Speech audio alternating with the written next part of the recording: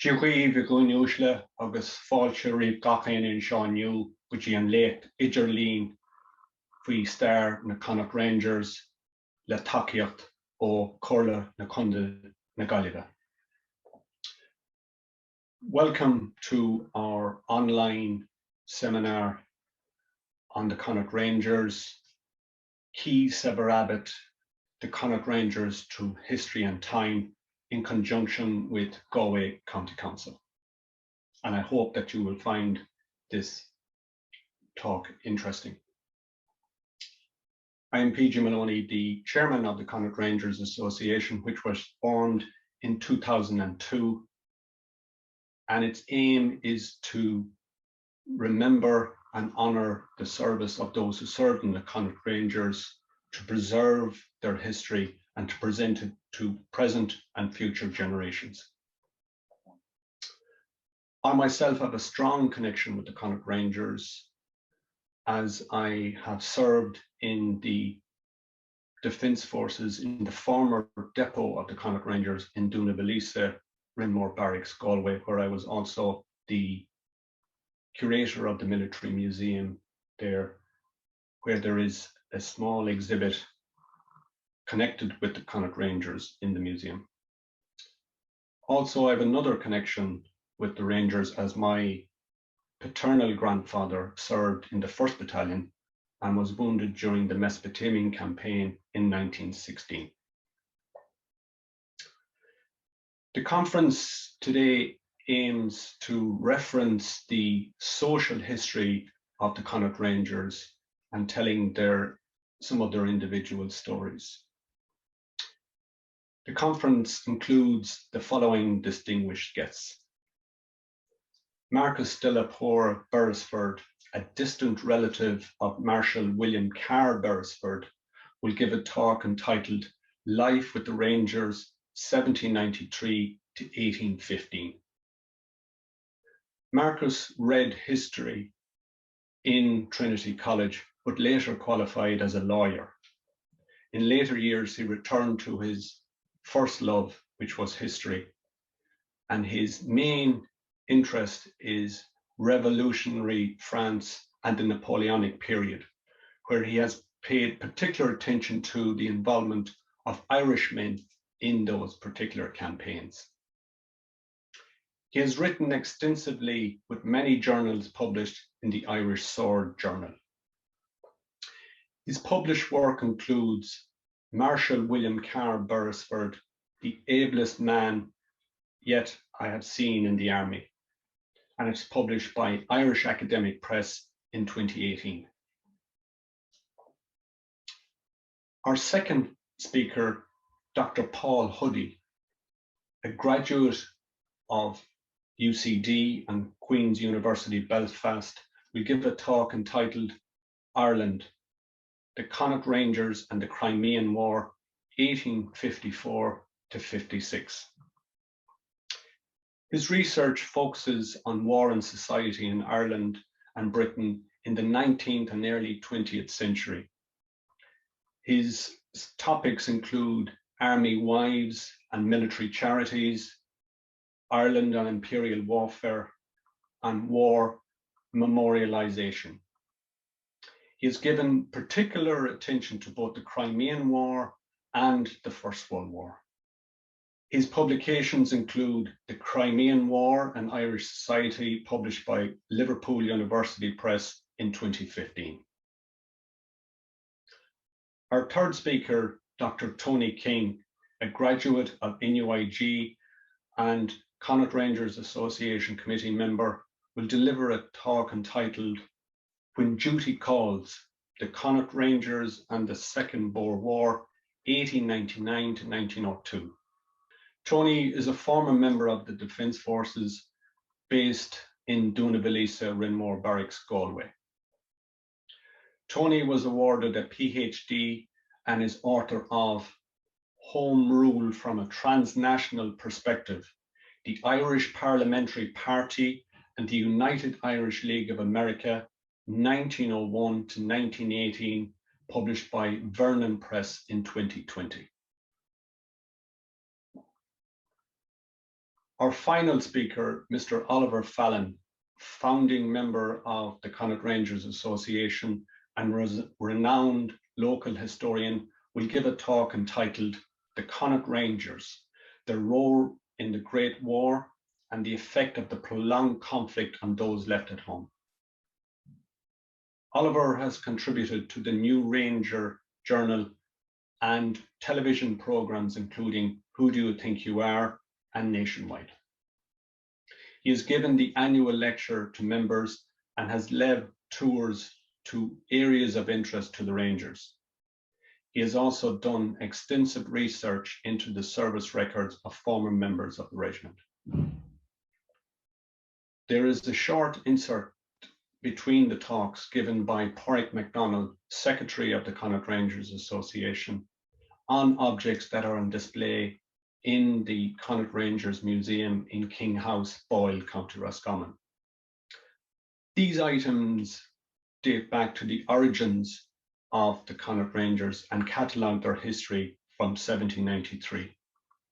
And they also give an insight into some of the social history and some of the personal stories of those who served in the famous regiment. Pádraig also has a strong connection with the Connaught Rangers, as his maternal grandfather also served in the Connaught Rangers. He is also a former member of the 1st Battalion based in Dúnavalisa, Rinmore Barracks, Galway.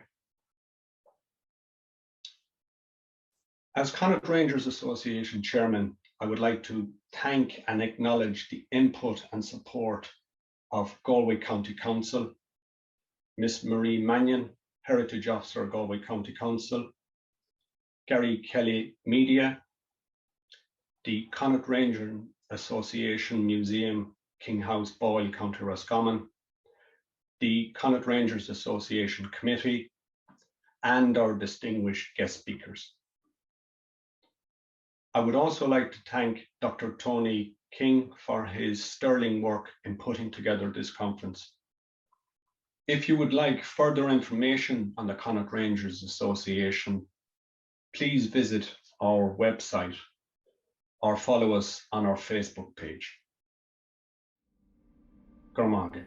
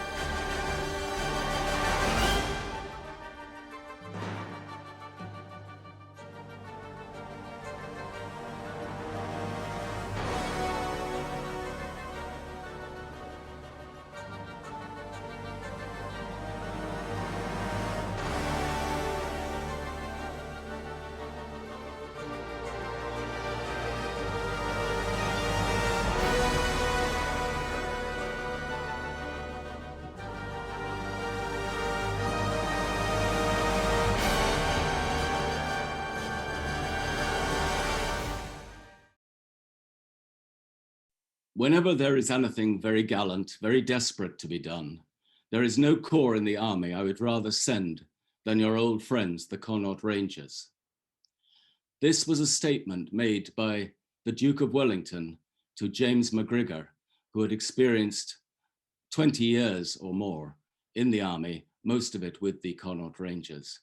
And it shows how much he valued the regiment.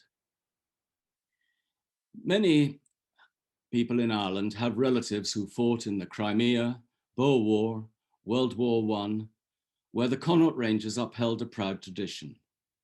A surprising number will knowingly or unknowingly have relatives in the Rangers from the beginning of the regiment in 1793. For 125 years plus, the Rangers were one of the outstanding fighting units in the British Army, recognized as such, not just by the men who led them, but by the army itself. That reputation was first achieved in the French Revolutionary and Napoleonic Wars, as is evidenced by their battle honors. And it is that beginning and the early development of the Rangers that I wish to talk to you about today. First, I will look at the establishment of the Rangers and their early campaigns. Secondly, I will look at the Rangers in the Peninsular War. And thirdly, I want to look at life in the Rangers for the men, women, and children involved. So, what do we know about the origins of the regiment?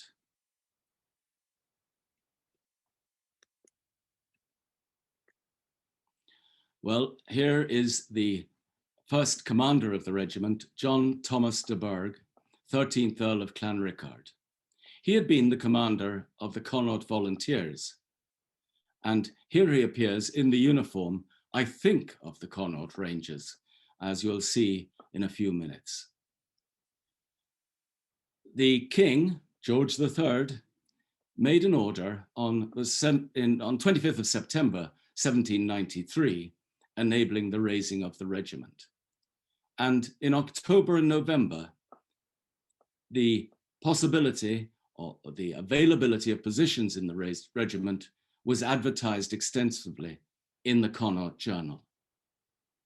And aspiring participants were invited to apply to Portumna Castle. In particular, de Burgh was looking for NCOs, drummers, and fifers. Now, this begs the question why he wasn't looking for officers, and I think that it's clear that most of the officers were already bespoke. They came from the militia regiments of Galway, Mayo, and Roscommon.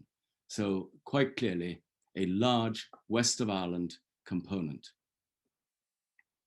The first commander of the Connaught Rangers was Colonel Brownrigg. He was a career soldier born in Rockingham, County Wicklow. He didn't remain as Lieutenant Colonel of the regiment for very long, but the regiment was moved to England in 1794 within 6 months of being incorporated. And on arrival in England, and only then, was it given the number 88th. And this is, of course, the number by which it is very well known throughout the British Isles. Now, I mentioned just a few minutes ago, I mentioned the uniform of the Rangers. And here we are, you can see their uniform, traditional British Army red, which is what it was at that time. And you will see yellow facings on the uniform, and the actual nature of the facing varies and depends upon the rank or position held by the soldier in question. Now, their first assignment was to Jersey in the Channel Islands. And Jersey was very much on the front of the battleground between England and France. It's only some 10, 12 miles from the French coast, and it had been invaded by the French during the American War of Independence, and it was apprehended that it might be visited again. Now, the visit of the Connaught Rangers to Jersey in 1794 was not a very auspicious one. No sooner had they got there than a large number of the men contracted typhus. Typhus, as you will know, is transmitted by body lice, and ultimately, if not addressed, it can lead to organ failure and death. They did their best to cure it because the regiment was soon assigned to the Low Countries. The Low Countries is, of course, modern-day Belgium and Holland, and they were assigned there to a force under the Duke of York, a force of about 41,000, fighting the French. Unfortunately, once again, they contracted not only typhus, but also malaria. In any event, the army engaged in a rather harrowing retreat through Holland up into northern Germany, pursued by the French, and eventually were evacuated from northern Germany, the estuary of the River Ems, evacuated back to East Anglia in England. And they met there, and they were they were composed again in Norwich. But I just want to mention probably the only salient feature of that campaign was that they were joined by James MacGregor, a young regimental surgeon at that time, later Sir James MacGregor. And it's on his memoirs that we have a lot of knowledge of the early years of the Connaught Rangers. And here he describes their retreat. Our march through North Holland was a rapid one. Closely pursued by the enemy, and disease continued to make great ravages. The strongest, worn down by harassing fatigues, succumbed daily and thinned our ranks. In the extreme cold, the soldiers lay down in the snow by the roadside, overpowered with drowsiness, and all the entreaties of the officers could not make them move on. In other words, they were left to die. Regrettably, this is a scenario that was to occur again on several occasions over the next 20 years. Back in England, surprisingly enough, maybe, they didn't set about recruiting again in Ireland.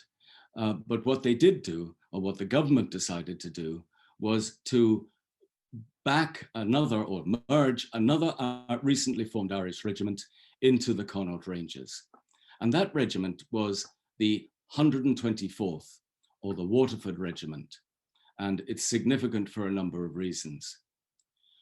First of all, it brought a large number of Waterford men into the regiment. And for the next couple of generations, you do see Waterford names occurring time after time, both in the ranks and as officers in the regiment. It also brought into the regiment a new lieutenant colonel, young William Poer Beresford, who was a career soldier. He'd served in North America briefly, and then he'd served at Toulon against the French, the siege of Toulon, and the capture of Corsica in 1794. Beresford was a strict disciplinarian and believed in intense training, and this was to stand the Connaught Rangers in good stead in the future. Now, MacGregor, who I've mentioned, was the regimental surgeon. He and Beresford got off on the wrong foot completely, because Beresford just did not believe that the sick coming back from the Low Countries were really sick, and he thought they were malingerers. It got so bad that, in fact, MacGregor contemplated applying for a transfer. But he persuaded Beresford that they were sick and that there were ways of dealing with this. And MacGregor is one of the early proponents of pure air and a suitable diet, and fumigation of barracks and troopships and so on, and screening of recruits. And Beresford and MacGregor eventually became firm friends, so much so that not only did MacGregor spend 11 years as the surgeon to the 88th, to the Connaught Rangers, but later when Beresford was in command of the Portuguese army and rebuilding that army in the Napoleonic Wars, he sought MacGregor to come out and establish or reform the Portuguese hospital system. And that's from 1809 onwards. But I'm getting ahead of myself here, because the 88th in 1795 was designated to serve in the West Indies in an army under Ralph Abercrombie. The army was to be conveyed to the West Indies in a fleet commanded by Admiral Christian, and suffice to say that it was struck by not one, but two massive storms which virtually destroyed the expedition. The 88th was quartered in a number of vessels, a number of transports, and a number of ships of the line. And at the end of the day, only 2 companies out of the 88th reached the West Indies with the army. Some were driven back to the British Isles, and one under Richard Vandeleur from Kilrush in County Clare. One company was driven, its vessel was driven through the Straits of Gibraltar, so totally the wrong direction, as far as Cartagena in North Africa. And there the vessel had to be frapped. That's wrapped around with strong steel iron bands, and only then could it resume its trip to Gibraltar, where it promptly sank. None of the men were lost, I'm glad to say, and ultimately Vandeleur and his company also got to the West Indies. There, the 3 companies of the 88th formed part of the army which put down a slave rebellion in Grenada before being returned to the British Isles, where they joined up with the rest of the army in late 1796. In 1797, the regiment paid its second visit to Jersey, and it was stationed there for 2 years, 1797 and 1798. And nothing very remarkable happened, except for one thing, which I think is worth mentioning. 1798, as we all know, was the year of the rebellion in Ireland. And following the putting down of the rebellion, the government here had some 4,000 prisoners held in jails and on hulks in the harbours in Dublin and Cove, in the barracks at New Geneva and in Belfast principally. The original intention had been to send those prisoners to Australia. They were to be transported to Australia. But the government did not have and could not get sufficient transport vessels to do so. And they set about looking at alternatives. And the alternative they devised was to ascertain whether any of these men would be suitable for the British Army. That may sound amazing. Here are the rebels of 1798 being considered as suitable for the British Army. In the heel of the hunt, they identified about 2,000 of these 4,000 rebels as being suitable, and many were sent to the West India regiments, which was not exactly a great thing because the death rate in the West Indies was horrendous, again, from disease rather than from combat. But about 100, just over 100, I think it was, were identified and sent to the Connaught Rangers, to the 88th Regiment in Jersey. And they arrive in Jersey in late 1798. And I think it's very significant. Here we have the men who were fighting against the British establishment at Vinegar Hill, at Prosperous and Ballinamuck and so on. And so in those situations are now part of the establishment army. And as far as I can see, they don't desert, or if they do, their desertion rate is no worse than the desertion rate generally. And many of them are still in the Connaught Rangers 10 or 15 years later. Now, in 1799, the first truly overseas posting of the Connaught Rangers takes place. They are sent to India under Lieutenant Colonel Beresford, and they arrive in India in Bombay in mid-March 1800.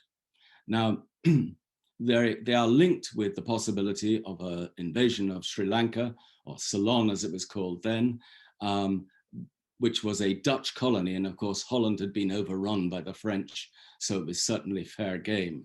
But in the event, as we will know, is that Napoleon had taken a French army to Egypt in 1798, and he had landed there and overrun much of Egypt and the Middle East. But of course, he'd been cut off from French assistance, French supplies by Nelson, who had won the Battle of the Nile, and eventually Napoleon himself scuttles back to France, but he leaves a fairly large French army in Egypt. And General Ralph Abercrombie, who I mentioned before, who was one of Britain's leading generals at the time, is sent out to Egypt with a British army. They land in Egypt and they take on the French army. But the decision is to send another army up from the south, from the Red Sea, also into Egypt. And this is an army under Sir David Baird, and Beresford commands the 1st Brigade in that army, and the 1st Brigade includes the Connaught Rangers. They sail to Egypt, they land on a port at the Red Sea, and they march overland through the desert to a port called Kenna on the River Nile, from where they are transshipped down towards Cairo, towards Alexandria. Now, the march was an exceptional one.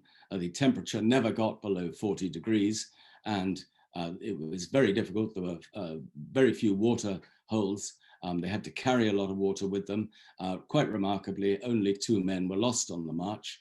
But in any event, David Baird and Beresford with the 1st Brigade and the Connaught Rangers arrive in Alexandria a little too late, because Abercrombie's been killed in one of the battles, but his successor, General Healy Hutchinson, has defeated the French and engaged in discussions, in talks, which result in a convention providing for the return of the French army to France on British vessels. Now, I mention it because Britain occupied Egypt from late 1801 until 1803, and the commandant of Alexandria was Beresford, and the regiment charged with keeping order in Alexandria was the 88th. Unfortunately, again, they developed typhus, bubonic plague strikes, and ophthalmia, which is a form of usually temporary blindness. But there are good recoveries. MacGregor's a good surgeon, and MacGregor, in fact, and others claim that Beresford is very conscientious about looking after the health of the Rangers as part of the garrison. In 1803, I should go back a bit. In 1802, Britain had actually reached a peace agreement with France, but it only lasted for just under a year. And it is the only period of peace between 1793 and 1814 between Britain and France. But it resulted in an agreement as part of the peace agreement for Britain to evacuate Egypt. And the Connaught Rangers are the last regiment out, I think, and they're sent home. They arrive home in Britain after a 58-day voyage in May, on the 11th of May, I think it is, in 1803. They arrive at Portsmouth, and they are due to be disbanded. But extraordinarily for them, on the 18th of May, war breaks out again between France and Great Britain, and of course that is the saving of the regiment. Now, they don't get involved in combat much in the next few years. They're stationed either in England or in Ireland until 1806. But again, in 1804, something of importance does happen. There's an act called the Additional Forces Act, and under that, the 88th Regiment, the Connaught Rangers, are authorized to raise a 2nd battalion. And interesting enough, the 2nd battalion is established at Dumfries in Scotland. The rank and file is largely Irish, brought over from Ireland, but we see here in Scotland the appearance of Scots officers, including Colonel Wallace, who was to have a long career with the 88th, a long and very illustrious career with the 88th. And so from this time on, we see Scots officers emerging alongside Irish officers in the regiment. The 2nd, I won't talk much about the 2nd battalion because it really acts as a feeder battalion. It is always training and sending on men to the 1st battalion, which is the fighting battalion. And in that respect, it's no very different from the other regiments in the British Army. Stationed in the south of England, the 88th, at least the officers seem to have a life of some leisure. There's reports, you can see them in the newspapers. There are reports of masquerade balls and dinners at Bexhill, and another one held jointly with the 87th Regiment, another Irish regiment, at Chelmsford, at which the 88th produced the music. And it is noted in the newspapers that they have their black drummers dressed as Turks and Persians. Now that requires a little mention. The black people were recognized as outstanding musicians, and many of the British regiments employed them at this time. Quite why they're dressed as Turks and Persians, I don't know, but it obviously added to the evening, to the occasion. In 1806, we also see, for the first time, at least the first time that I see recorded, it might have happened in India as well, an inspection of the regiment by the then Colonel Arthur Wellesley, later Duke of Wellington. And the Irish newspapers, not unsurprisingly perhaps, report that he said that this was the finest body of men under now Lieutenant Colonel Duff, Duff being one of the Scots, of course, Scots officers. Late in 1806, they're moved to Portsmouth, and there's huge speculation as to where they're going to be sent. It's thought that it might be Sicily, where the British are involved, but it's realized they're going a great distance because they are placed on copper-bottomed vessels. The significance of that is that copper-bottomed vessels don't gather weed, don't get slowed down. They can go on longer journeys before they have to be cleaned out. They're part of a force under Robert Crawford, later the somewhat controversial but outstanding leader of the Light Division in the British Army. In fact, they are designated to go to Chile to try and capture the capital there, Santiago. Why? Well, what had happened the year before, or that year in 1806, David Baird, who I've mentioned before, had been placed in command of an expedition to capture the Cape Colony, the Cape of Good Hope. Again, this was because it was ruled by the Dutch. The Dutch were a client state of the French, and the British wanted the Cape Colony to secure their trade routes to India. Baird takes Beresford out he's again heading up a brigade in Baird's army. They capture the Cape Colony, and when they're there, they hear of a great potential in South America. And the potential is that the Spanish bullion convoy is reputedly on the way down from Bolivia to Buenos Aires for transshipment onto Spain. The naval commander of Sir David Baird's expedition, Commodore Popham, persuades Baird that they should have a go at capturing Buenos Aires. In reality, I think the target is the bullion convoy. Baird authorizes, and the British government don't authorize this, authorizes Popham to take Beresford and the 71st Regiment, that's a Highland regiment, to Buenos Aires. And they go there, they capture Buenos Aires, a city of 40 or 50,000 with less than 1,500 men. Quite an extraordinary achievement. They send messages back to Cape Town and to England to send reinforcements, but of course, long before the reinforcements arrive, they've had to surrender to the regrouped Spanish armies. But Beresford and Popham did capture the bullion convoy. It was sent back to England, and this makes them quite popular, as you can imagine, there. But it is in that context that we see Britain, which is looking for new trading outlets, looking to South America. And the 88th is meant to be going to Chile with, as I said, Robert Crawford. In the event, because Beresford has had to surrender and he and his small force have been imprisoned, a large British army under General Whitelock is sent to South America to try and recapture Buenos Aires, and Crawford and the 88th are designated to be part of that force rather than go to Chile. Now, I won't dwell too much on what was a complete debacle, Whitelock's invasion of Buenos Aires. Buenos Aires is now and was then a city built on a grid. And Whitelock just decided to go in columns down the various avenues. And the 88th was divided into two columns, one led by Colonel Duff, who I've mentioned, and the other by Richard van der Leur. And all bar two companies which formed a reserve. So perhaps about 560 men were involved in the assault on Buenos Aires. They advanced down these avenues towards the river, but they were kept at bay by snipers on the top of houses and in the upper windows of houses, and they lost a huge number of men.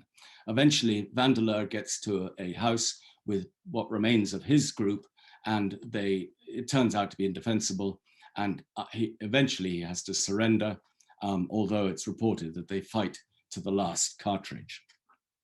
Duff, with his column, manages to get into another house. He holds out for another half hour, but he has to surrender following discussions. And it's very interesting because with Duff's part of the regiment, there is William Parker Carroll. William Parker Carroll came from Tulla in County Tip, and he is a fluent Spanish speaker. He has spent time in South America and he spent time in Spain. And later he will reappear in Spain and in the context of the 88th. But it is he who negotiates the surrender because he's obviously able to do so. They lost considerable number of men. 4 officers were killed, 16 officers wounded, 100 men were killed out of the 560, and over 120 were wounded, and there were over 400 of them, accordingly, were taken prisoners. The dead included Major Trotter, John Trotter. He'd gone to South Africa as Beresford's ADC, and it's something that's remarkable. Throughout his career, Beresford employs, even when he's not attached to the regiment, he employs men from the 88th as his assistants or on special assignments. But John Trotter is killed in Buenos Aires. I mentioned him only because his brother, Ruthven Trotter, was the MP for Downpatrick and later became a great friend of Daniel O'Connell, the Liberator. And another brother, John Bernard Trotter, had been confidential secretary to the British politician Charles James Fox. Trotter's also worth mentioning for another somewhat salacious piece of information. He had been accused and charged with having seduced Jeanne Goulot, a minor in the charge of Marie La Follette, while the regiment was in Jersey and in 1797. So the regiment is repatriated to England under the terms of their surrender in Argentina, and they're back in England in late 1807. One other thing which is worth noting, and this does happen from time to time, is that on the recommendation, in this case, on the recommendation of Colonel Duff, Sergeant Major William Bone is recommended for an ensigncy, so a commission, and this is granted. It's not often that men move from the ranks to a commission in the army at this stage, but that is quite noteworthy. In 1808, as I say, they're back in England, but of course, 1808 is really the beginning of the kicking off of the Peninsular War. And we know that in 1807, France invaded and conquered Portugal. And in 1808, they dethrone the Spanish king, and Napoleon puts his brother, Joseph Bonaparte, on the throne of Spain. Well, the fireworks then kick off, the Spanish rise, the Portuguese rise, and the British send an army out to assist them. The army initially under Arthur Wellesley, wins a number of battles in Portugal, Roliça and Vimeira, and as a result, the French, once again this time, are conveyed home in British vessels from Portugal. It was a standard convention technique, although it was criticized from time to time because it just meant that the men went back to Rochefort and ports along the Atlantic, French Atlantic, and reappeared in Spain under the French flag 6 months later. But in any event, the 88th wasn't involved in that initial British assistance, but perhaps we should just look at, I suspect people will be familiar with it. There's William Carr Beresford as a young man, as colonel of the 88th Regiment. And I mention this because it actually doesn't look like any other painting of him. It's the only one in which he has a good head of hair, but it does, of course, in the title there, state that he's the commander of the regiment, and that is him supposedly as a young man. Now, this is a map of Europe, and many will be familiar with it. The purple, of course, is the French Empire, and the blue, effectively anything in blue or shades of blue, is subject to French domination. And this is a map from 1812, but it gives you the idea, and it'll show you what we're going to be talking about.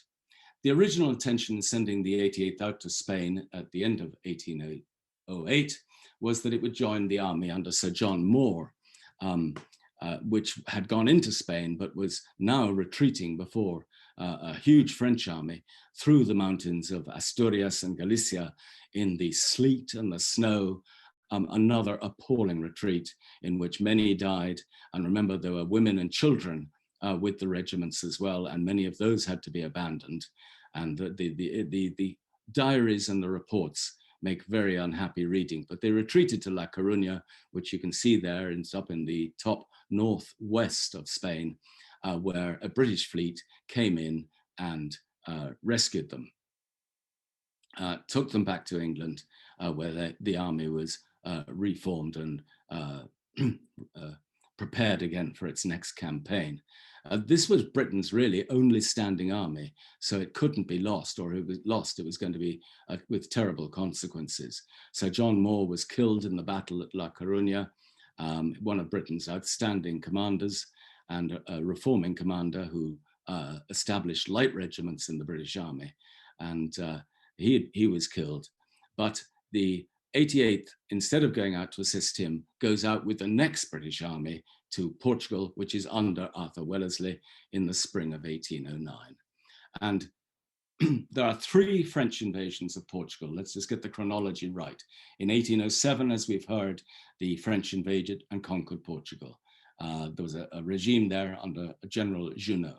That was defeated by Wellesley in 1808. But in 1809, after the Battle of La Coruña, the French come into North Portugal again and capture Porto and that part of Portugal north of the Douro River. It's an army under General Marshal Soult, somebody who the 88th will come across a lot in the next few years. But in any event, a new army is sent out on Wellesley, and at the same time, in early 1809, Beresford is sent out to rebuild the Portuguese army. Why did they need to do that? Well, the French had disbanded the army, and indeed the only real elite regiments of the army the French had taken to Northern Europe, and they fought for Napoleon. They couldn't get back to Portugal, of course. They fought for Napoleon with considerable distinction for the remainder of the war. Most of them were wiped out in the retreat from Moscow in 1812. So we have the 88th arriving in the spring of 1809. They take part in the recapture of Porto and the driving out of Soult, the second invasion, the driving out of the French, and that invasion ends. But it's not the end of it. France has a number of very large armies in Spain. And this was one of the problems the British faced. The British, even with the Portuguese, when they rebuilt the Portuguese army, rarely had an army of more than 50,000 people. But the French often had 250, 300,000 troops in Spain alone. So you could win a battle, but the French would reform and another army would reappear. In the summer of 1809, Spain, of course, is now an ally of England because of what's happened. An Anglo-Spanish army defeats a French army in a sort of tactical victory at Talavera, and the 88th is there. The 88th Regiment is there and distinguishes itself. Rumor has it, or it's claimed, that one Corporal Thomas Kelly fired the first shot. But in any event, whether he did or not, the 88th is at the front. They're performing guard duties. And the night before the battle proper, they're taken by surprise. And 30 prisoners are taken from the 88th, and the French proceed to send those prisoners back to France to spend the rest of the war there. And that was the intention, or maybe to be exchanged later. On the way to France, however, a large number of them, about 18 of them, I think it was, escape near Ciudad Rodrigo, near a town in northern Spain, a big fortress town in northern Spain. And they're lucky enough because they escape. They make contact, I think, initially with some Spanish guerrillas, but in any event, they're brought before, guess who, in Ciudad Rodrigo? One William Parker Carroll. William Parker Carroll was on secondment to the Spanish, to Spain from Britain. And of course, he was a member, had been a member of the 88th and knew the men intimately, and he arranges for their safe passage back to Portugal.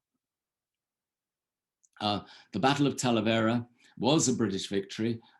As a result, we see Wellington, as he now becomes, ennobled, and but there are differences between the English and the Spanish. The English don't feel they can't rely on the Spanish, and in any event, there's a shortage of supplies, and another French army is massing. Wellington does the only sensible thing. He retires back into Portugal. And so by the autumn of 1808, the 88th Regiment is back in Portugal. And there, unfortunately, they lose Richard van der Leur. Richard, who was a major, he dies after a short illness, and he's buried in Campo Maior in Portugal, just inside the Portuguese frontier. I have never been able to find his grave, but it is reported that it's there. The suspicion is that it's been tarmacked over. There's a road where he was buried because, of course, there's a problem burying people, Protestants, in Spain and Portugal at this time. They're not allowed to be buried in Spanish Catholic cemeteries or Portuguese Catholic cemeteries. So what happens? They're buried, Protestants are buried in a select few graveyards, which are specially designed, or often buried at crossroads. You'll find crosses which mark their burial places. And I'm just showing you two items here, one of personal interest and interest to the 88th. But the photograph on the right, this is a graveyard in Elvas, which was established following the Battle of Albuera in 1811, and it is believed to be the oldest British military cemetery on the continent of Europe, and it dates obviously from this time. The tombstone on the left is that of John Theophilus Beresford. John Theophilus Beresford was a nephew of Marshal Beresford. He joined the army at 16.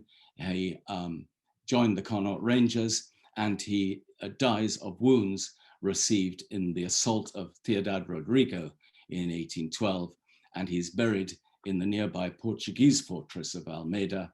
And this is his tombstone, where you can see the inscription is both in Portuguese and in English. As I say, a member of the 88th, a member of the Connaught Rangers, dies aged 20, as so many of them did. Now, again, I've got slightly ahead of myself, but I think the next feature I want to mention is that William Grattan joins the 88th in Portugal as an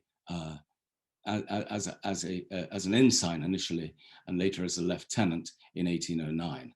And William Grattan produces, after the war, his very well-known Adventures with the Connaught Rangers, which is a great read and which tells the story over the next few years of the Connaught Rangers and what they achieve. He no sooner joined them than we see perhaps an unfortunate incident. But perhaps before I get to that, I should just show you the French third invasion of Portugal. That's the blue lines here. They come in from Salamanca in Spain. They capture Ciudad Rodrigo. They capture Almeida, those two fortresses. And there eventually they fight a battle with the British at Busaco, which I'll come to in a minute. And later in 1811, we're going to see them retreating. But I'm getting ahead of myself because the 88th now forms part of the 3rd Division, and the 3rd Division gets a new commander. A signal event in the summer of 1810 was the appointment of Thomas Picton to command the 3rd Division, the division in which the 88th was placed. And he comes out and he conducts a review. And towards the end of the review, we're talking about in Eastern Portugal at the time. At the end of the review, an incident takes place when 2 men from the Connaught Rangers are brought in with a goat, which they've liberated, shall we say, from a local flock. And they're brought in by Portuguese militia. And they're immediately, Picton is incandescent about this, and he has them tried by regimental court-martial immediately and sentenced. And he makes these remarks which set the tone for his relationship with the Connaught Rangers thereafter. And he says, "You're not known in the army by the name of Connaught Rangers, but by the name of Connaught Footpads." He then goes on, it gets even worse, to make remarks about their religion and remarks on Ireland. Perhaps I should have explained, Picton is a Welshman. He upsets both the officers and the men, and remonstrances are made, and it's made clear later to Wallace, the commander of the 88th, has a meeting with Picton, and Picton says that he understands that he'd been misinformed as to the conduct of the Connaught Rangers, and in fact he's very satisfied. But it does set the tone for a future relationship. And Grattan himself tells a very amusing story later when Picton and his ADC, his aide-de-camp, are on one side of the River Coa, and they spot a soldier of the 88th of the Connaught Rangers on the other side with a goat, once again, over his shoulders, which he's taking back to, obviously, to eat with his friends. And an exchange takes place, which results in the end with the soldier telling Picton that he'll send him a leg of it for his dinner, and the soldier then reportedly just disappears into the bush. And of course, Picton can do nothing about it because he's on the other side of the river.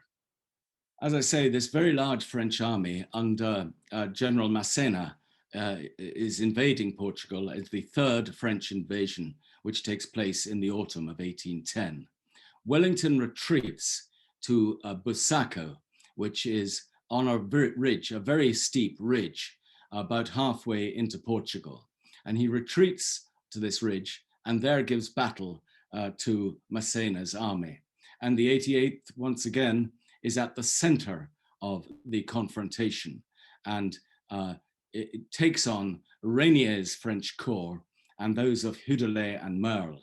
And under Wallace, they effect a charge which certainly has a huge effect on the battle as a whole. And Captain Seaton of the Connaught Rangers is cited for his personal bravery. And interestingly enough, both Wellington and Beresford come down to the Connaught Rangers after the battle, and Beresford is reported to be shaking hands with the soldiers in the ranks. That's not the officers, that's the rank and file, of course, many of whom he'd have known from his time as their lieutenant colonel. And Wellington is very complimentary, but Picton is with Wellington and Beresford and doesn't remark much, but there are heard to be murmurings from the ranks. Are we the Connaught Footpads now? And it's part of an ongoing exchange with Picton that goes on throughout the time of his leadership of the 3rd Division. The 88th inevitably lost both officers and men at Busaco. It's a tactical victory for Wellington. He's still outnumbered by the French, and they began to go around his army, around his left-hand side of his army, and he has to retreat. And he retreats to the fortified lines of Torres Vedras, which have been built over the previous year to guard Lisbon. And the whole strategy there is there are these 2 fortified lines where they built forts into the hills, and they fill them with the Portuguese militia to enable Wellington to have his army behind these fortifications so that he can move it to wherever he needs to, should the French try and progress. Now, the French, once they saw the lines, realized that there wasn't going to be any advance, and they settled down to try and starve Wellington and his army out. But in fact, the reverse happens, because the British army and the Portuguese army is supplied by vessels coming into Lisbon, a huge number of those vessels bringing livestock and grain and other foods from Ireland, incidentally. But over the winter, it's the French who starve. And in the spring of 1811, it is the French who have to retreat back into Spain. Just one footnote there. I've mentioned that I wouldn't talk about the 2nd Battalion of the 88th, but in fact, in late 1809, it had been sent out to Spain. It had briefly been placed in Cadiz, in the Spanish port of Cadiz, which was holding out against the French. Wellington then brought it up to Lisbon, but he didn't use it in the Battle of Busaco or in the defense of the lines, at least not to any great extent. But in 1811, when the French retreated, the 2nd Battalion was for a certain time put with the 1st Battalion, although Wellington made it very clear that he didn't want them to have to face the music. And he actually said that he wanted to protect young boys in the army. And it's quite clear that there was a very young boys in the army in the 88th at this time. Now, in 1811, we see the Anglo-Portuguese army advance. They clear the French forces out of Portugal, and they win, but by very narrow margins. They win 2 very significant battles: Fuentes de Anoro under Wellington in the north, and the Battle of Albuera under Beresford in the south. And Fuentes de Anoro is a very close run thing, and it is the 88th once again who are to the forefront. The French force their way in to the village of Fuentes de Anoro and occupy it, and the British have to retire up to a chapel on the hill behind the village, and Wellington then sends in his shock troops, the 88th, and they clear the village out of the French, and they don't give it back. So again, they come out with laurels out of that battle. But it was a very close run thing, and Wellington observed later that if Napoleon had been present himself, he didn't think that he, Wellington, would have won the battle. So it's pretty significant. As I say, in 1811, the Portuguese are cleared out of, the French are cleared out of Portugal. And in 1812, we see the first year of the Allied advances into Spain in a serious way. The first target is the huge Spanish fortress of Ciudad Rodrigo in northern Spain. And again, the 88th are involved in the siege and capture of Ciudad Rodrigo in January 1812. And it is at that siege, of course, when the actual assault on the town is going on, that young John Theophilus Beresford is killed. In fact, of great significance is that the forlorn hope was 20 volunteers from the 88th, led by Lieutenant Mackey. And the forlorn hope, of course, were effectively a kamikaze squad who went in ahead of the army, and very few of them were expected to survive. But if you did survive, you were almost assured of promotion. And 20 volunteers from the 88th led the assault on Ciudad Rodrigo. And they're mentioned in dispatches, they're mentioned by Wellington, not only Lieutenant Mackey, but Sergeants Brazel and Privates Kelly and Swan, who capture a French gun, a 24-pound cannon, which is causing absolute chaos and carnage. So they capture Ciudad Rodrigo. Regrettably, plunder and outrage follow. It's not a very pretty feature, but it's where a town doesn't surrender when called upon, when a breach is made in the wall, it could expect this to happen, that there would be no quarter given. After Ciudad Rodrigo, Wellington moved south to try and capture Badajoz, which he'd failed to capture the year before. And even before the assault on Badajoz, the 88th had suffered considerably from sorties by the French. They took part, anyhow, in the storming of the Picorina fort, which is one of the outlying forts. And again, Mackay is to the fore. And when they capture Badajoz, he's one of the first to get onto the ramparts of the castle. Captain Patrick, who had been with Beresford in South Africa, South America, dies there in that encounter. Large numbers again are lost. Certainly reports are for over 100 from the 88th are wounded and over 28 are killed. The wounded include our friend William Grattan of Adventures with the Connaught Rangers fame. Wellington continues his advance into Spain. The 88th is part of that.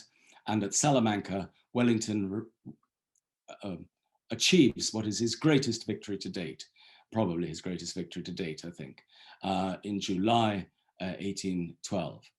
He defeats a large French army under General Marmont, who's replaced Massena, who's gone back to France, I'm afraid, in some disgrace. He defeats Marmont, and he does it by using the 3rd Division, which get around the French left and defeat 2 French corps. They roll them up. And of course, the 3rd Division contains the 88th Regiment.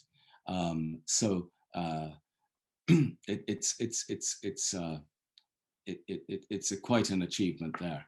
Wallace is commanding the brigade because Picton is absent on this occasion, and William Seaton, the captain I'd mentioned, William Seaton from Blessington Street in Dublin, though only a captain, he leads the 88th Regiment in this battle.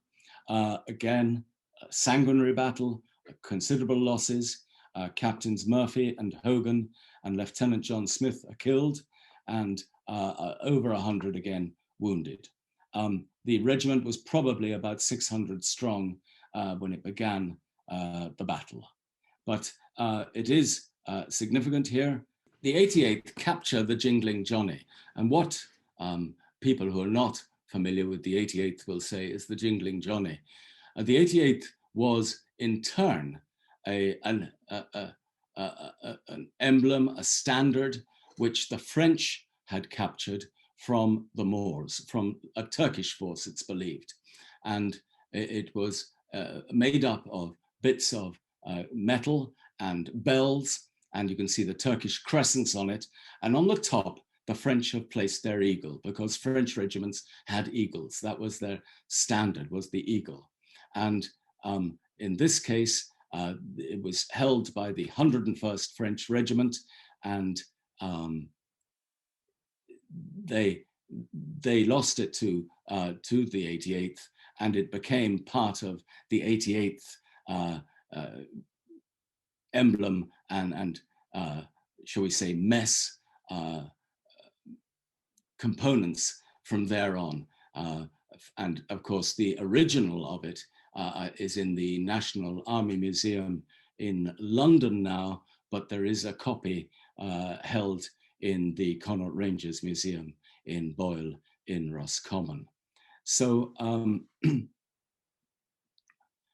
the 88th is lucky thereafter because Wellington runs into a spot of trouble. Wellington goes on to capture Madrid, but once again, the French armies are reassembling. And Soult is coming up from the south, having abandoned his own siege of Cadiz.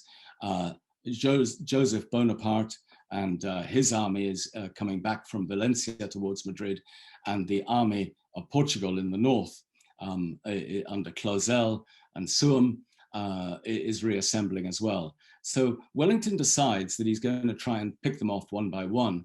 And the first thing he goes north to try and capture Burgos in northern Spain. He besieges Burgos. He doesn't have siege machinery with him. He only has 3 guns with him, and he's totally outgunned by the defenders, who have, I think it's 24 or 30 big guns on the battlements. And he abandons the siege after a month, and the French are closing in on him from all sides. He retreats all the way back to Portugal. It's a pretty miserable retreat, but mercifully for the 88th, they are not part of that retreat, because he left them in Madrid, which he'd captured, of course, earlier on. He left them in Madrid as part of the garrison, and they retreat from Madrid, join up with General Hill and the 2nd Division, a separate corps, and they all meet up near Salamanca again, and Wellington then effects a withdrawal into Portugal.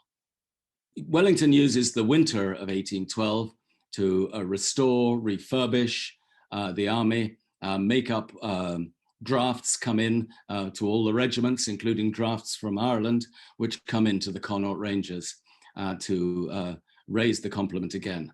And reportedly in May 1813, when he begins his long march, which ends up in France, the Connaught Rangers are back at 1,000 strong.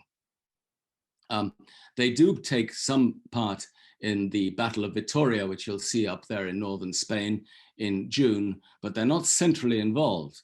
But once again, the regiment falls foul of Thomas Picton, who's back to lead the 3rd Division. And what had happened was that the brigade commander, General Brisbane, had ordered the 88th to stop and to give other regiments time to come up alongside it. But Picton doesn't think that this is a great idea, and berates them for having stopped, and says they shouldn't have stopped, until he's told by Brisbane that in fact that is their order. And Picton rather ungraciously indicates it hadn't been his intention, and I quote, to cast in a moment of irritation any reflection on that corps after the many instances of its gallantry he had witnessed. Anyhow, after the huge Allied victory, Vitoria, the French are in total disarray and basically move as quickly as possible back across the Pyrenees into France. Soult, who has been the thorn in the side of the British in the peninsula, had been called up by Napoleon to help defend the northern Europe after his disastrous foray into Russia, which had ended in the retreat from Moscow when he managed to lose 5/6 of his army. Soult had been up there, but he's now sent back down, and he proves to be a very redoubtable foe for Wellington in the Pyrenees Mountains in what is the final year of the war. The 88th is involved in the siege of Pamplona. It's not greatly involved in these battles. The Pyrenees, Bidassoa, Nivelles, the Nive, they're on the fringes of it, but the Nive is a battle honor indeed. Pamplona falls, and the 88th is then brought up into the Pyrenees. Now, in 1814,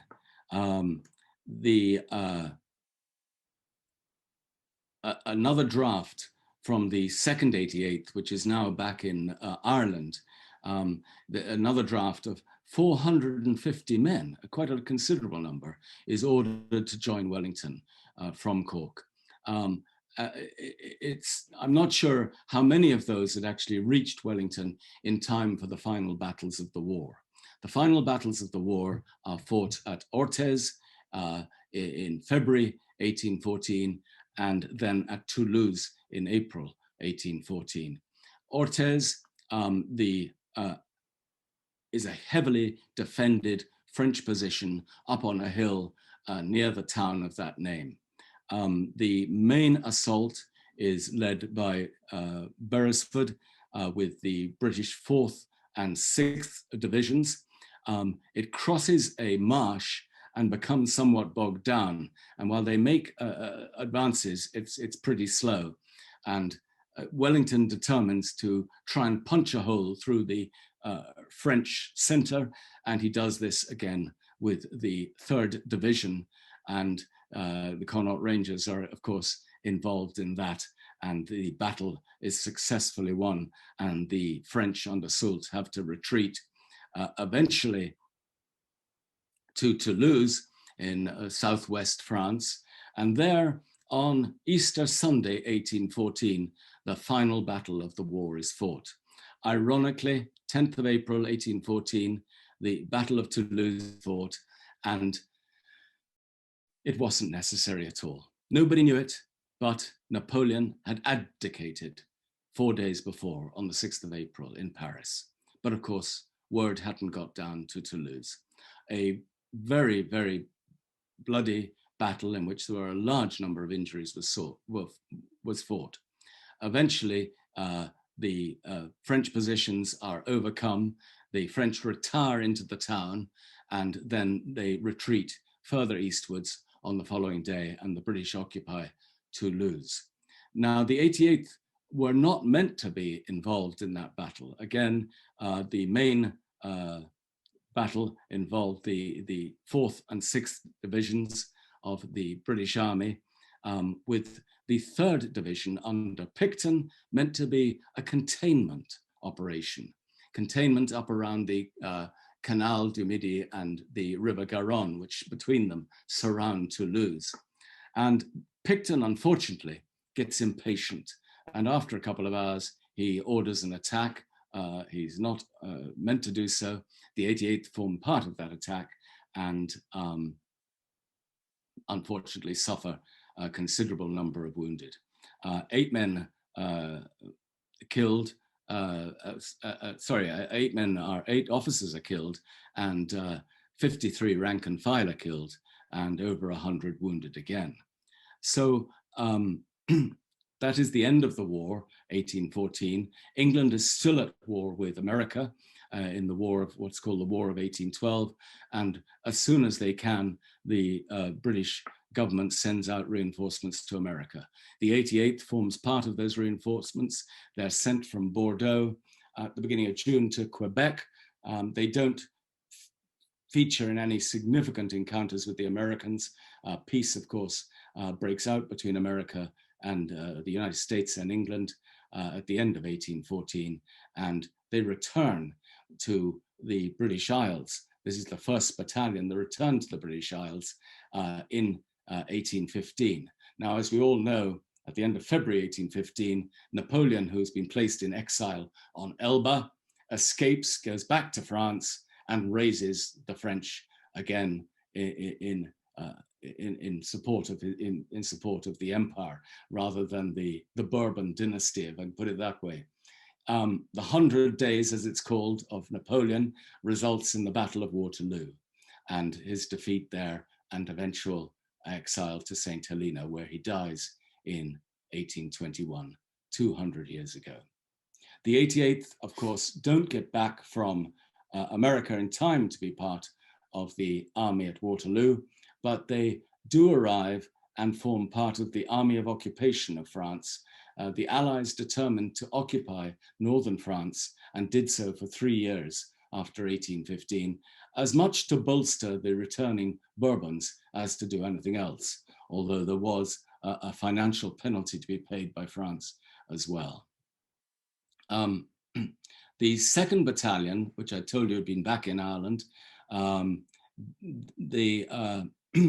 they're stationed in Ennis in 1815, and they're used to assist, I suppose, the civil powers. They prevent faction fights, including a very substantial one at Bearfield outside Ennis, where they're relieved ultimately by the Clare militia. And another interesting event involves John Darcy of the 88th, who fights a duel at Tubber in County Galway with Keating Cummin, another Irishman, but this time in the Royal Navy. We don't know the cause of the duel, but neither of them hurt. They fired 2 shots at each other.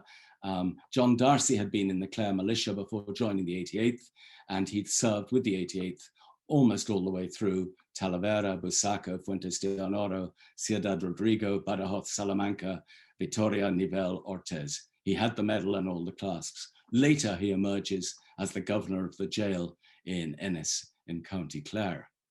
The 2nd, as I say, was aiding the civil power. They get involved in a pitched battle in Kildysart in 1815, which is reported in the newspapers.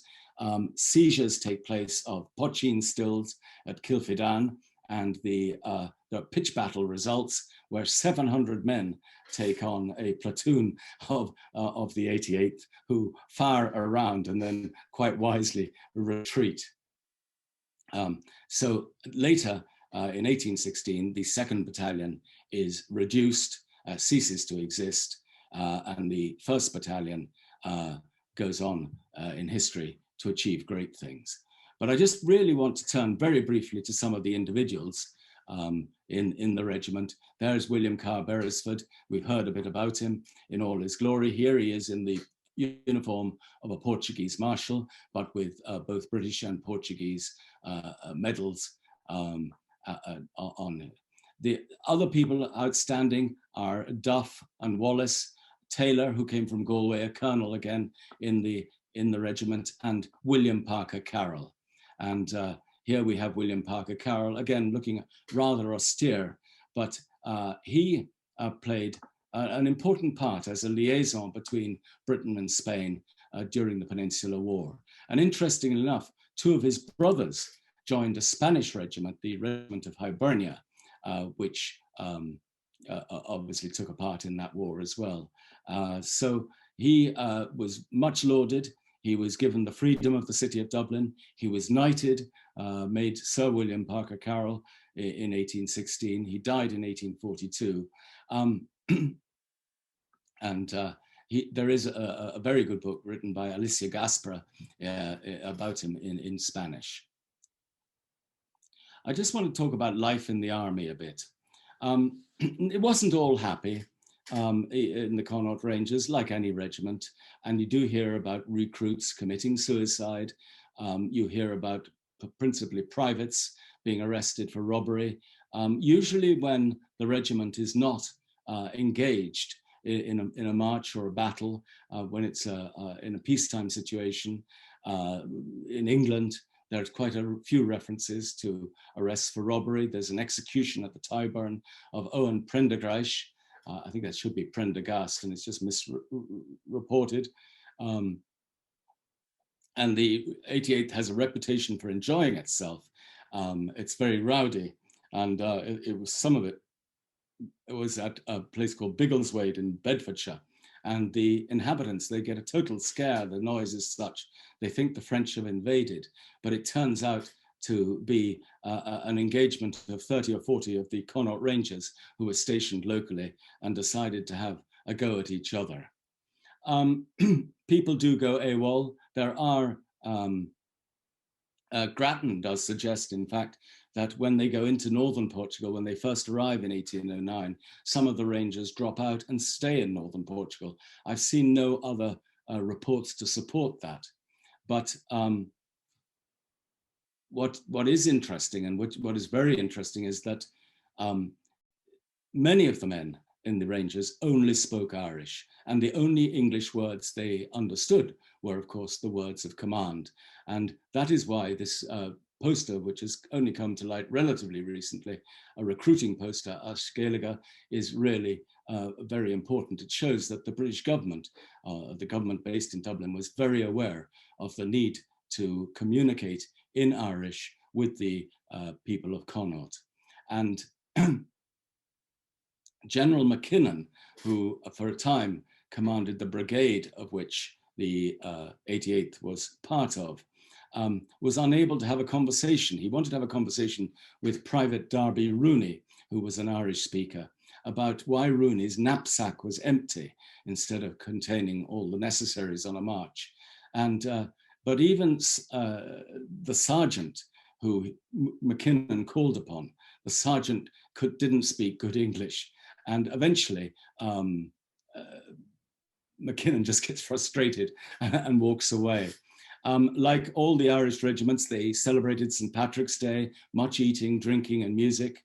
And also, I think that this is interesting, is in Jersey, when they're in Jersey, where they were, as you know, for these 2 years in 1797, 98, there's not just our old friend John Trotter, who was accused of doing things. There's an accusation against Mary Ann Donovan, the wife of John Donovan of the 88th Regiment, for receiving stolen items and for leading a life of debauchery. I understand that effectively she was being accused of prostitution. Again, John Williams, a lieutenant in the 88th at that time, is accused of criminal proceedings against him for sleeping with the wife of a Jersey man, Jean Lebrun, and for assaulting Jean Lebrun with a weapon while in St. Peter. St. Peter is one of the parishes there. What about the behavior after the sieges? I don't think it's any worse than any of the other British regiments, although some people would have us believe that it was. Life carried on in the regiment. There were births, marriages, deaths. Interestingly enough, there was a certain intermingling with the local population in Portugal. And while the Battle of Busaco is being fought in September 1810, we're told that Captain Rogers of the 88th, his wife is delivered of a daughter at the palace of the Angeja Palace. And Angeja, there's his palace, a rather nice place to be residing in Lisbon. And Angeja himself was a brigadier in the Portuguese army. A marriage, interesting marriage take place. Captain Peschel marries Letitia Martin, the daughter of Richard Martin, the MP for Galway. He also gets arrested for going AWOL, although he's restored to his command later. I'm not sure, haven't been able to discover exactly why he went AWOL. An interesting but perhaps unhappy story concerns Private Hanley. Private Hanley married Catherine Keane in Castle Townsend in December 1806. And that's a marriage performed by a Catholic priest. And he then marries Ellen O'Keefe at Kilrush in February 1815. Charges are preferred and he's found to be guilty. It's just, that is life in the army. John Correll, who I think should be John Carroll, is murdered while in London in the 88th. He is on furlough, on leave from the Horsham Barracks. I said they were based in Sussex at certain times. He's walking through Buckingham Gate in London and he sees and recognizes two deserters from the 88th, James Kenny and Patrick Kennedy, James Kenny and Patrick Kennedy, and he gives chase and he's shot in the knee and subsequently dies, but not before identifying his attackers. Of course, they didn't all die glorious deaths, and there are quite a lot of reports of people dying at sea or dying of just fatigue and exhaustion. In fact, while they were in England, at Ashford, there's a serious mortality in the barracks from, again, typhus and malaria. We don't think they were all in the 88th, but in 37 days, 45 soldiers are reportedly buried outside the barracks. So not easy. Desertion. Some must have us believe that desertion was high in the ranks of the Connaught Rangers. I'm not convinced that it was any worse than any other regiments, although it's reported because of the circumstances very often. Certainly after the capture of Ciudad Rodrigo in 1812 by the Allies, they found 12 deserters from the Connaught Rangers in the town. These were tried and most of them were executed. One Mangin, who in fact came from England, was spared because Captain Seaton, who I've talked about, gave testimony in his favor and said he'd actually been a brave soldier. Wellington only pardoned him at the last moment when he was facing execution. The man became senile, he never recovered, he became an idiot, and he died of convulsions shortly afterwards. I'm not sure that reflects terribly well on Wellington. It wasn't just the men who were sometimes court-martialed. Captain Stirling, while they were in India, or remained on in India, and he's cashiered for misapplying monies and his conduct towards a superior officer. While in Jersey, there were at least 2 who deserted.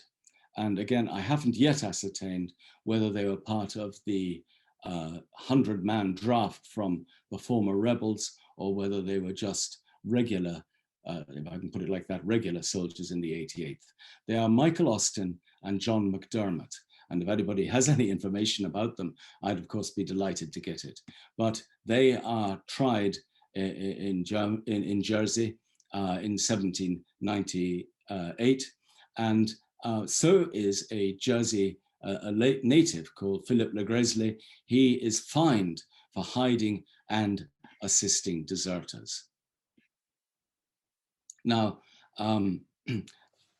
what was the effect of religion in the army at the time? Of course, most of the rank and file were Catholic, and the level of tolerance towards Catholics were allowed to be in the army since 1793, and in fact had been in the army even before that. It depended very much on the regimental commanders. At one stage, a private called O'Toole was placed in confinement and sent on foreign service for refusal to attend a Protestant service. But certainly by 1811, the Duke of York allowed freedom of worship throughout the army, and indeed Wellington allowed it in the peninsula, and it was no issue. Remember, this was a predominantly Catholic regiment, and along with a number of other Irish regiments, which were very successful, the 83rd, the 87th, the 27th, the Inniskillings, these were regiments that were terribly successful. And it's interesting to see in the political context that it is now used then, at that time, the argument that the contribution that the Catholic regiments have made to Britain's success is such that it should be a reason for Catholic emancipation. Of course, Catholic emancipation, full emancipation, doesn't come along till 1830. But it's a very interesting argument that is being used there. I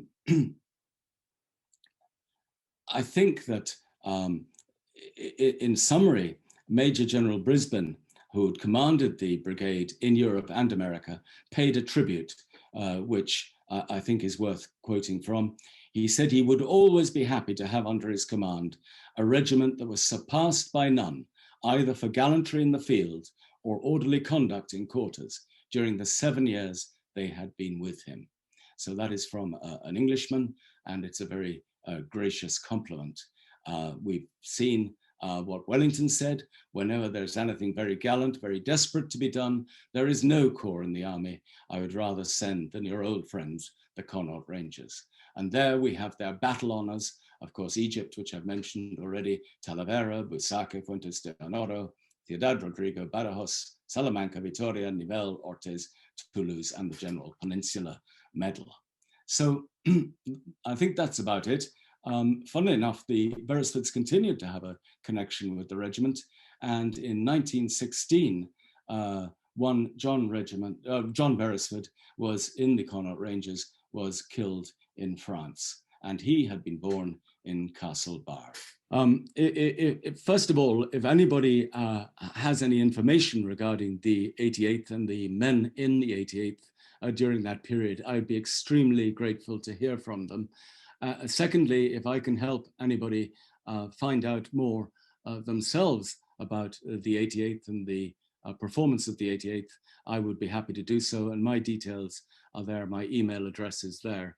And two books which I've been engaged with. The one on Marshal William Carr Beresford was published in 2018, and the one on Sir Dennis Pack, Peninsula and Waterloo General, is due to be published in early 2022. Thank you very much for listening to me.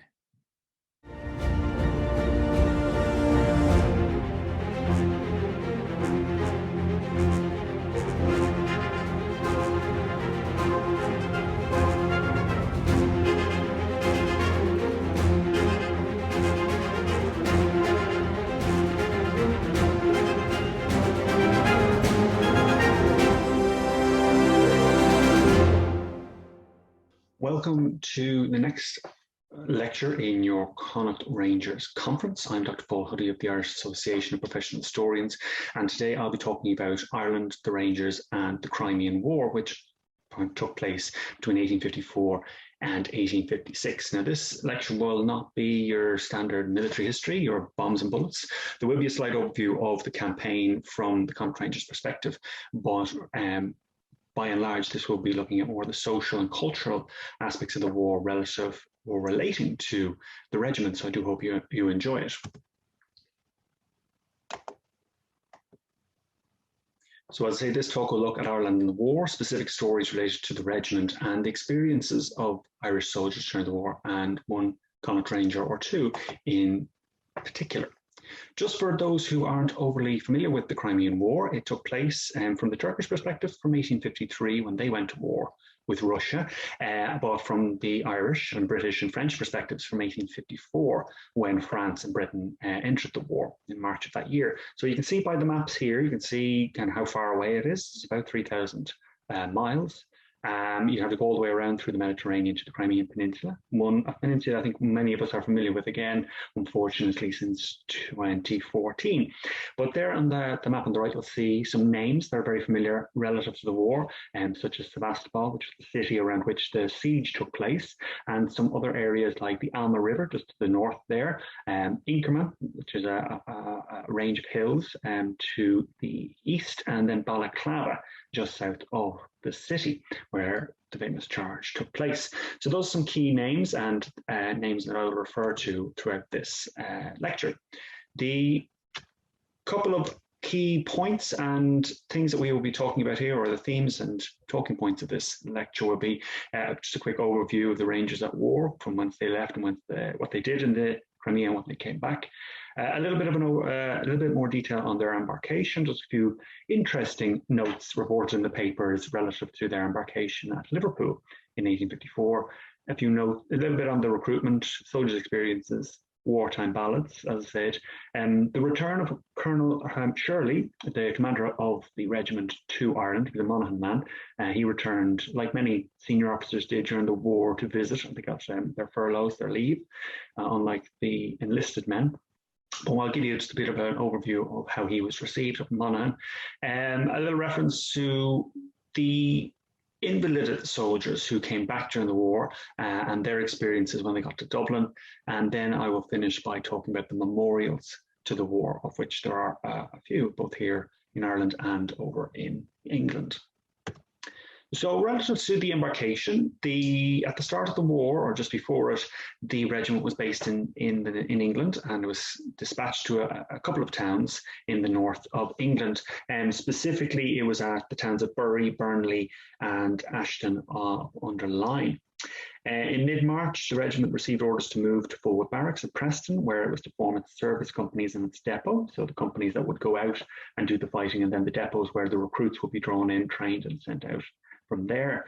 And the depot was stationed at the town of Bury in 1854, and thereafter their depot moved to Winchester for the remainder of the war. After a few weeks, the regiment was then sent to Liverpool, where it departed on board steamer, the steamer Niagara, bound for the east.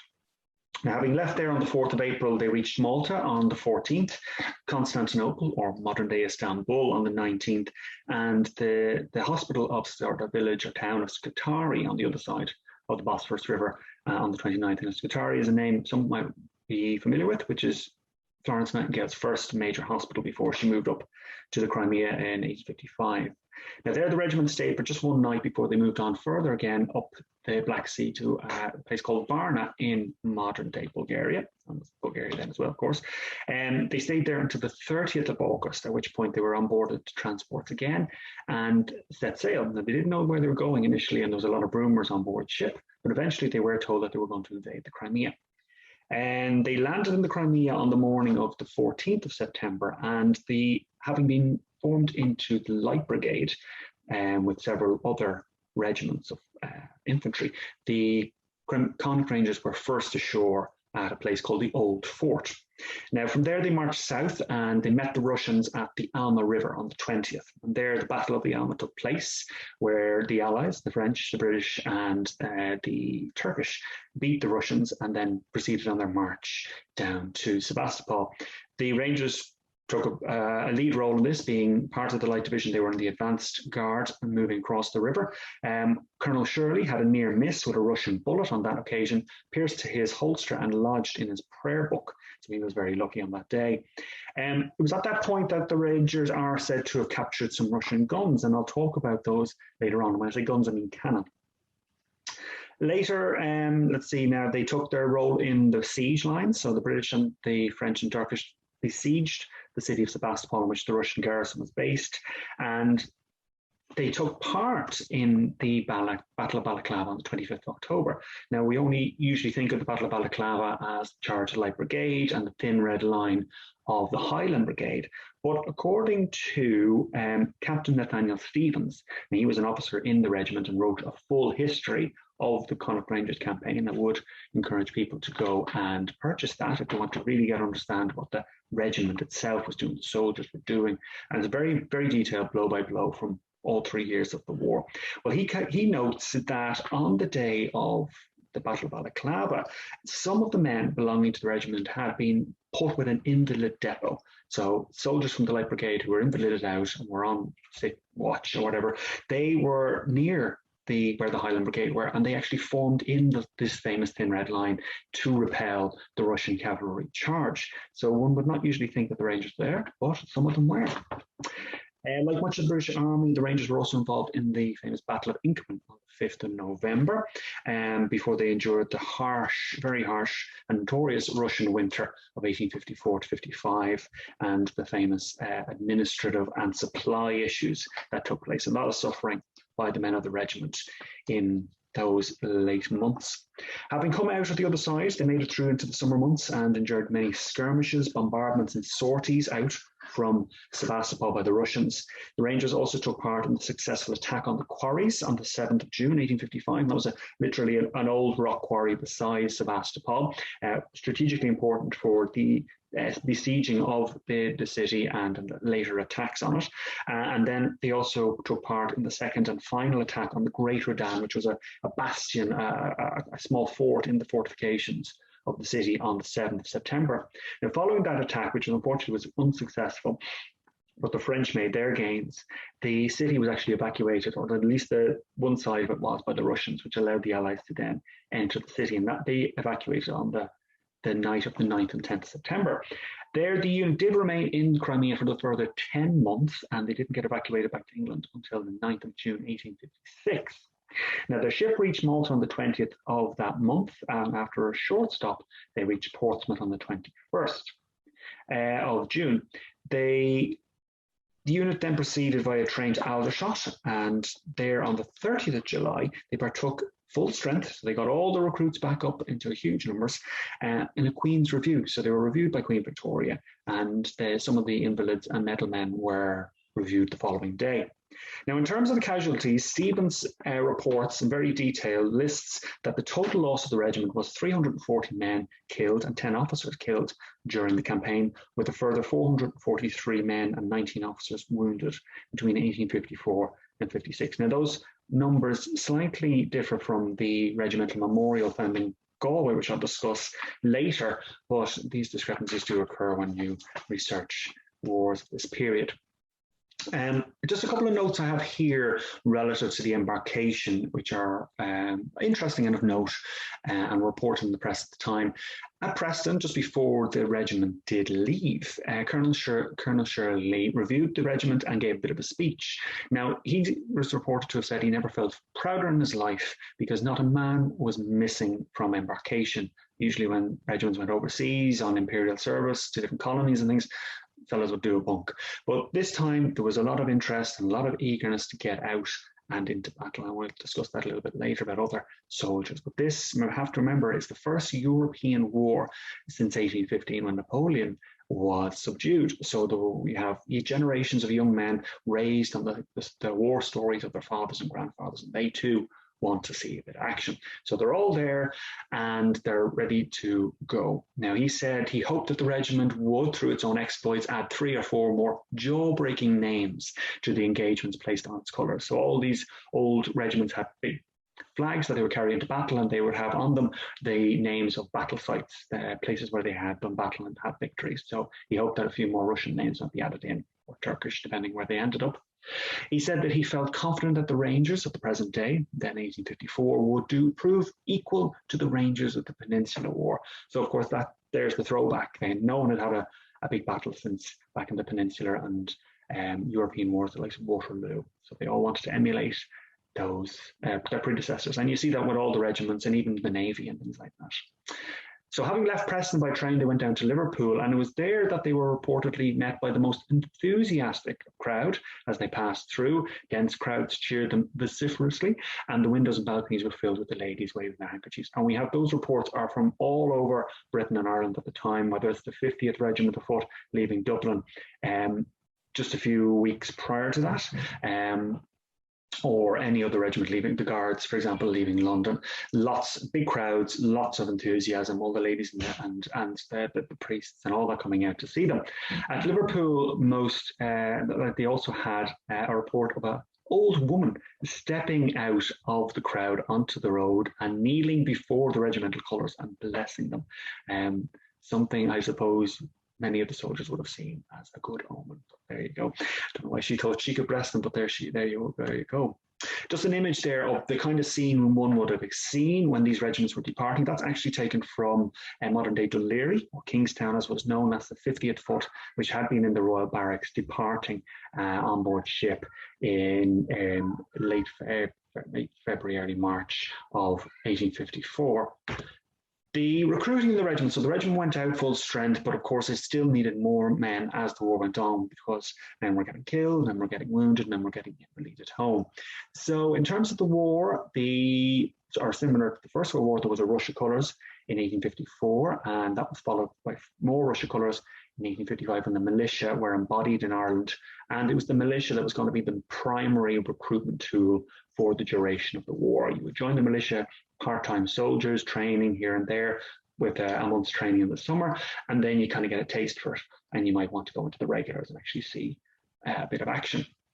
In terms of the Irish contingents, at this time, the Irish components of the British Army was anywhere between 33 and 40%. So numbers vary depending on sources and which historians one reads, but it's somewhere in that region, so it's still a very high number.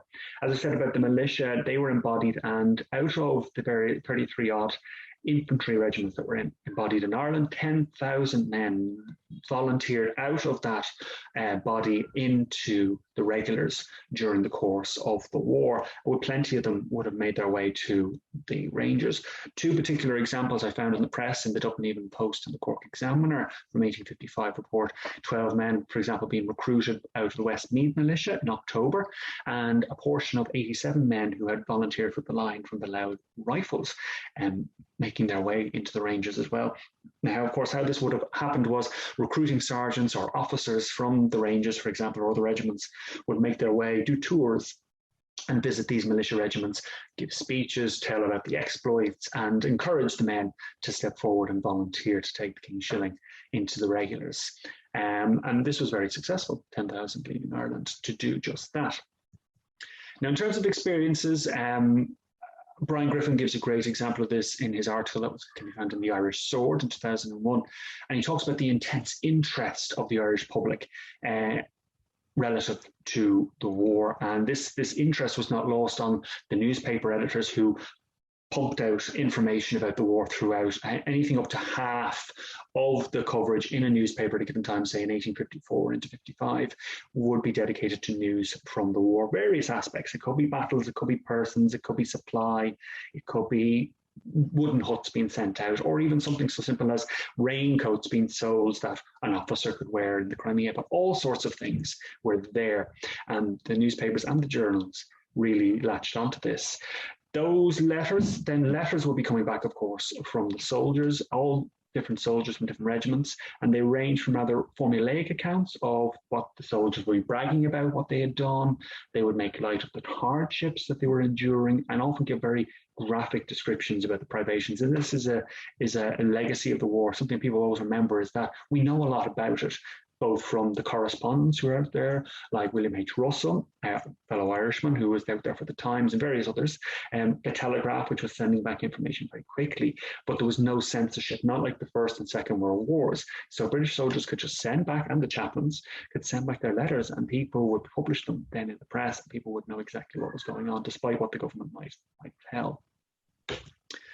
So in terms of these soldiers, I found one reference to one of the officers. Famous person people might know, the Earl of Mayo, or earlier known as Lord Naas, Richard Burke. He was a Conservative MP for Kilrain. Well, his brother, John, was out there with the Rangers. He was a major at the time. Now, he had been on a staff appointment, which means he's not really with the regiment, or he's up the upper staff of the regiment, just before the war took place. But he gave up that appointment to go and be with the regiment in the field. Now, we see that with a lot of people. Again, it's the same thing. They're enthusiastic. They want to get out to see battle. So he gives up his cushy number with the staff and he's out there with the regiment. Now, Richard Burke's biographer, a guy called William Wilson Hunter, he describes the great worry and pain that the news of the war and the lists of dead and wounded coming back really put upon the Burke family, Lord Naas's family. And this is something we see throughout the war relative to just Irish people in general. There's great anxiety when lists of wounded and dead are being published and printed and put up in newspaper offices, and people are eager to get the most recent news so that they can find out who is dead and who is wounded. Is it anyone they know? And there's a lot of anxiety around battles. When little bits of news come through, like the Battle of Balaclava, oh my, there's a big charge, cavalry were decimated. Was my son, father, uncle in that? So they do want to know. So we get that down at the micro level with these letters, which are in the National Library of Ireland, actually. And you can also get it out of this published book. Now, John did return to the staff during the second winter, so that's 1855 to 54, because it seems like a low point, nothing to do, but he does go back thinking there might be a bit more action in 56. There wasn't, but it just shows you that's what he's there for. And then also the news coming back, also Hunter says, made the family, or Naas himself, exhibit a great religious devotion, saying kind of almost what happens will happen. It will be God's will when my brother lives or dies. Now, we see that a lot during the war. There's a kind of there's a lot of religiousness around this time, regardless of whether one's Catholic, Church of Ireland, Anglican, Presbyterian, doesn't matter. The people really are putting a lot of faith in God, and people will be praying for victory. They'll be praying for the Russian Tsar to die, and that happens, and people celebrate.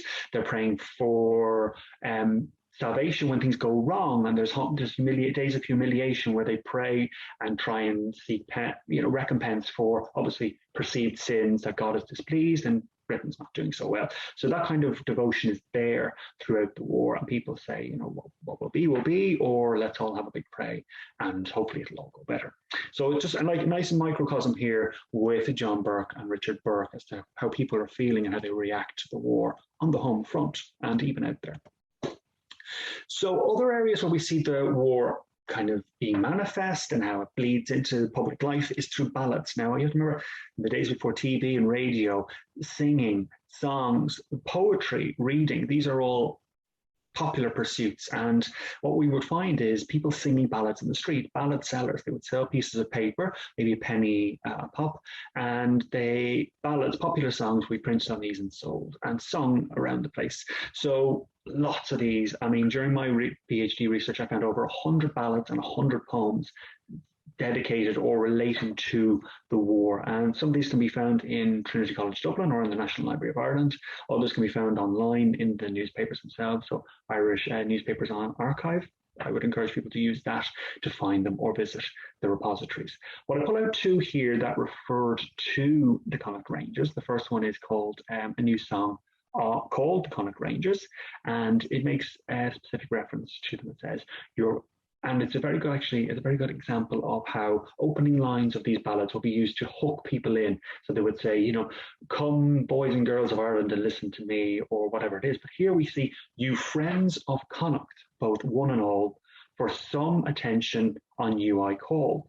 It's of two fine fellows they enlisted from me to go kill Russians to the Black Sea. So again, they're hooking people in. If you're interested in Connaught, your Rangers perhaps, listen to me and I'll tell you a story about these two soldiers. Another one is called Grand Conversation on Sebastopol Rose. And again, the Rangers are featured here along many other regiments, and it's quite a long ballad. You can see it, I've put it up there on the right-hand side of your screen. And I'll just read out the fifth verse of it there, where the Rangers are mentioned. It says, the Light Division came down, led on by General Brown. The 7th to 23rd, the gallant Fusiliers. The 77th 23rd advanced upon Russians and charged the enemy line with loud British cheers. The Connaught Rangers gave a roar that shook the bristles on the bear, and soon the gallant 88 advanced upon the foes. General Brown, he did smile upon the brave sons of Erin Isle, this grand conversation on Sebastopol Rose. And we see that often those references to a lot of the brave sons of Erin, and even when memorials are put up here, even as far north as Derry, they're talking about the sons of Erin who have gone out. And again, we see specific regiments, specific people being mentioned and being eulogized and praised and celebrated across the island through different mediums. Now, Colonel Shirley, as I said, did come back during the war, and he came back to his native Carrickmacross in Monaghan. And he came back in just before Christmas in 1855, at which this point he had been promoted to Brigadier General. He arrived back on the 22nd of December. He stayed at his brother's house in the baronial hall, as the paper referred to it, at Lochfee, and his brother was Evelyn John Shirley, Esquire. Now, this is a great example of many officers who came back to Ireland, and I documented a few of them in my book, The Crimean War in Irish Society. Officers would come back and they'd be celebrated. And this was a tradition that existed a long time when landlords would come back and they would be celebrated by the tenantry. Now, whether it's coerced or whether it wasn't is another day's work. But in these instances, the reports are always a very popular and enthusiastic public celebration by all classes and all creeds. There doesn't seem to be any coercion in this instance. And it doesn't seem like there would be because, again, the general popularity of the war. So these guys are celebrities. They are local celebrities, people you're reading about in the newspaper, in the journals, and hearing about in songs. They're out there, they're doing great deeds, they're involved in these battles, so people do want to see them. And again, if they knew them before they went out, all the better. So he comes back, and so I take the Freeman's Journal of 3rd of January 56, citing the Newry Examiner, so you can go to the paper to get the report. Gives a detailed report of how he was received, and it's the usual thing of great excitement in the locality.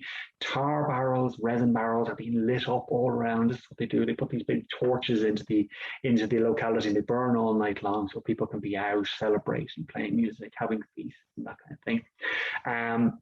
And a public meeting was held by the great and the good of the locality, and they decided they wanted to present him with an address. Very common thing to do. Say, welcome back, thank you for all you did, you're a great hero, we love you. And then they would also want to invite him to a public dinner. This happened again, but for individual officers and for regiments during and after the war. So they did call upon him on the 29th, so let him have his peace at Christmas. They called on him after Christmas. And these great and the good, the local nobility and whoever, they were invited to lunch with John and Horatio, and it was there they gave the address. Now, he didn't seem to go to a public dinner, but they had the luncheon there at the house. He thanked them very much for their warm words, and again, if you do want to look into it, the Freeman's Journal does give a lengthy return, so a speech given by Horatio thanking them and thanking the regiment and praising the regiment for all that they had done and endured. And that's the big thing. He points to their endurance of those harsh conditions out in Crimea. So that's an officer. So the officers come back. Some of them can make their way back for a bit of a R&R, as they say, rest and recuperation. But the ordinary soldiers were not so lucky. They were out there and they stayed there until the whole regiment came back, or they were invalided back and they couldn't serve anymore. So they'd either be invalided back to be discharged, or they'd be invalided back to be retrained and reincorporated into their units. So in terms of the Rangers, anyone who was going to go back into the unit or into the regiment would have gone to Winchester after they were invalided home. Those who came back to Ireland would have been discharged and maybe pensioned out at Kilmainham Hospital, either as in pensioners or out pensioners. So references to the Rangers. I found just one in terms of the invalids going back. Now, what happened during the war is the gentleman you can see on your screen is the Lord Lieutenant of Ireland. He is the 7th Earl of Carlisle, and he is a very philanthropic man, a man who loves Ireland. He served as a chief secretary back in the 1840s, and then he was known as Lord Morpeth. When he comes back as an earl, he's given the role of Lord Lieutenant or Viceroy from 1855 to 1857. So he serves out the latter half of the war years. His predecessor, the Earl of Eglinton, was there for the first years before that and up until 1854, but then he leaves when the government changes hands. Now, again, Carlisle loves Ireland. He reminisces about his times in Ireland when he comes back in the 50s, about how he walks around Dublin and any place he goes, if he meets people he knew, he records in his diaries how happy he is about it and all those kind of things. Now, one thing he did from the minute he landed in Ireland in March 1855 was he started accommodating Irish invalided soldiers at a hotel in North Wall Quay in Dublin. So they would come off their ships, and at that point, really, they were kind of on their own, or they'd gone back to where they were from, or go work out their pension details. But he took it upon himself to look after them in a way that kind of Queen Victoria was doing. She was visiting invalids in various Army and Naval hospitals in 1855 and 1854. She also had invalided soldiers from the Guards household regiments have a dinner and be inspected, as they called it, at Buckingham Palace around this time. But he had these guys put up. Now, in total, he had about 2,000 soldiers put up at a hotel in Dublin. It was called Mrs. O'Brien's Hotel at North Wall Quay, but so synonymous did it become with these Crimean veterans that it did become known popularly as the Crimean Hotel. And I think it was after 1858, Mr. O'Brien actually renamed it the Crimean Hotel. So you will find it in street listings under that name.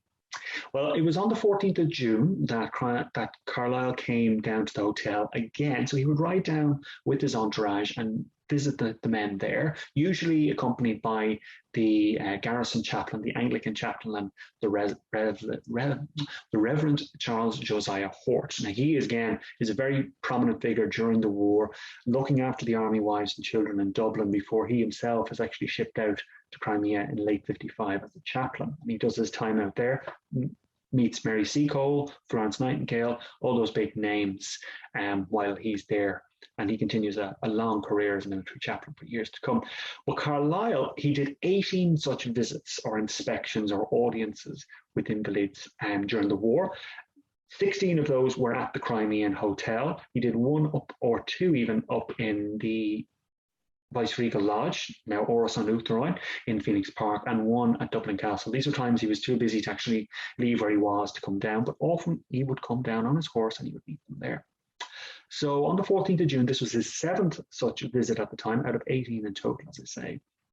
He inspected 25 invalided soldiers on that day who had arrived in Dublin the previous evening on the Devonshire. And on that day, Reverend Hort pointed out one particular man, and his name was Burke. He's referred to as a man called Burke, so I presume he is a private. Well, Burke was a native of Clare, and he was wearing his Distinguished Service Medal on the day. And Hort informed Carlisle that he had been awarded that medal for killing a Russian general at the Battle of Inkerman. So on these occasions, Carlisle would meet with these guys, he would shake their hands, ask them their stories, kind of what did you endure, what did you experience in any battles, and what were their hopes for the future as well. And he was a very humble kind of individual. So that was our ranger, and the only ranger I found out of these 18 visits, but it was worth a note of their experiences and how we can record these, and we learn of them through the paper, and how he presented his experiences to the Lord Lieutenant on that day. Now, in terms of memorials, this is where we kind of get more into the legacy of the regiment and all that it did while it was in the Crimea, and people who were involved and what they endured. Now, Ireland is covered in Crimean War memorials. You might know they're there, but there are. There's well over 70 of them scattered all over the island, north and south, and they come in all shapes and forms. They can be paintings, like the one you see on your screen here of a war horse, that's Dickie Bird, and he was a war horse who survived the war and was actually buried in Dublin in a military barracks. So what became Clancy Barracks or Island Bridge Barracks, and he was memorialised in painting.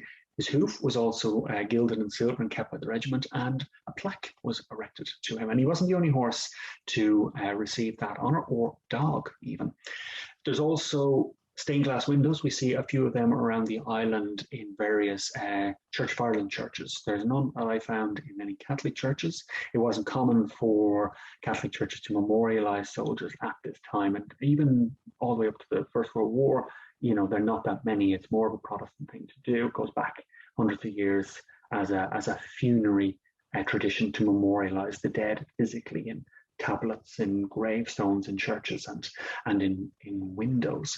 But anyway, in this instance, I just give an example here of the 18th Royal Irish Regiment in St. Patrick's Cathedral in Dublin. So I do encourage you to go visit it, and you'll see there's actually a picture of Sebastopol in the middle of that window.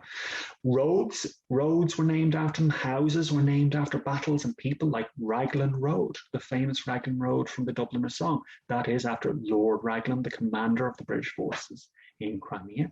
And then there are cannon, Russian cannon, that were taken out of Sebastopol. Now, most of these were just on a scrap heap or have been repurposed from ships and put onto the battlements of the city. They weren't really field guns that would be brought out of the city.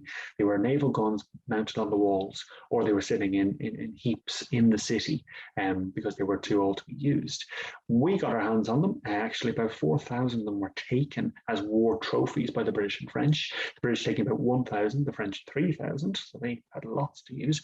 And these were then scattered and given out around Britain and Ireland, and even overseas to colonies like Australia, Gibraltar, and Canada. Of the 1,000, Ireland only got 33. That's all they asked for. A local authority, a town council, a county council, city council would write to the War Office and ask for 1, 2, or more, and they would then be sent out, and then they would buy a carriage and put it in some public place. So go around the country and you will find them in places like Trim, Cove, Dunleary, Burr, Galway, lots of places. And I'll talk about the Galway guns a little bit later. So let's start with the first. So again, like human experiences. Dennis Sheehan, a Catholic priest who was born in Cork and was working in Clapham in London in his parish there. Actually, it was called the Church of Our Immaculate Lady of Victories. Now today, just St. Mary's Catholic Church. He was there, parish priest, and when the army started being mobilised and put together in March 1854, he volunteered to be a chaplain to the forces. And he was one of just 2 Catholic chaplains that went out with 25,000 troops at that time. It was a very small detachment of padres, as they called, chaplains that went out at the time. And more went later on. About 20 odd Irish Catholic chaplains did serve eventually, and a large number of other Protestant chaplains also went out. That's Church of Ireland and Presbyterian. And again, I document that in my book, so do please have a look at that if you're interested in learning more about them. Now, as I said, he worked in London, he volunteered at the post. He arrived in Constantinople on the 17th of April, and he was actually appointed as chaplain to the Rangers because of its high Catholic number. So 2 odd Catholic chaplains go out. Whoever has the most Catholics is getting the chaplain. So the Rangers got their chaplain. And he worked very hard with them, and you can find letters from him printed in newspapers, a couple anyway in the Freeman's Journal throughout the course of the war, where he documents kind of his experiences, say, at Scutari, and then up in the Crimea itself. Now, he worked very hard through very hard conditions, and he seems to have almost just about survived that first harsh winter in Russia. But unfortunately, he did catch a fever in late February, maybe early March 1855. And by the 10th of that latter month, he was dead. Now, what's most important about him here is he was memorialised by the Connaught Rangers. Connaught Rangers paid for a memorial to be put up in his parish church in London. And there he is memorialised even to this day. Now, unfortunately, I don't have a picture of it, and there isn't one on the Imperial War Museum's online directory of war memorials, which you can find online. But if you do contact the church, I'm sure they will be happy to send out a picture or provide one. But there it is today, and I'll just click forward. Actually, I'll just say about that picture, which is one of Roger Fenton's famous photos. This is actually a picture of some of the chaplains in the Crimea in 1855. And the one on the extreme right is a Reverend Crozier, and he was one of Ireland's Church of Ireland chaplains who served out there during the time. So here is actually the memorial inscription that one can find in Clapham today.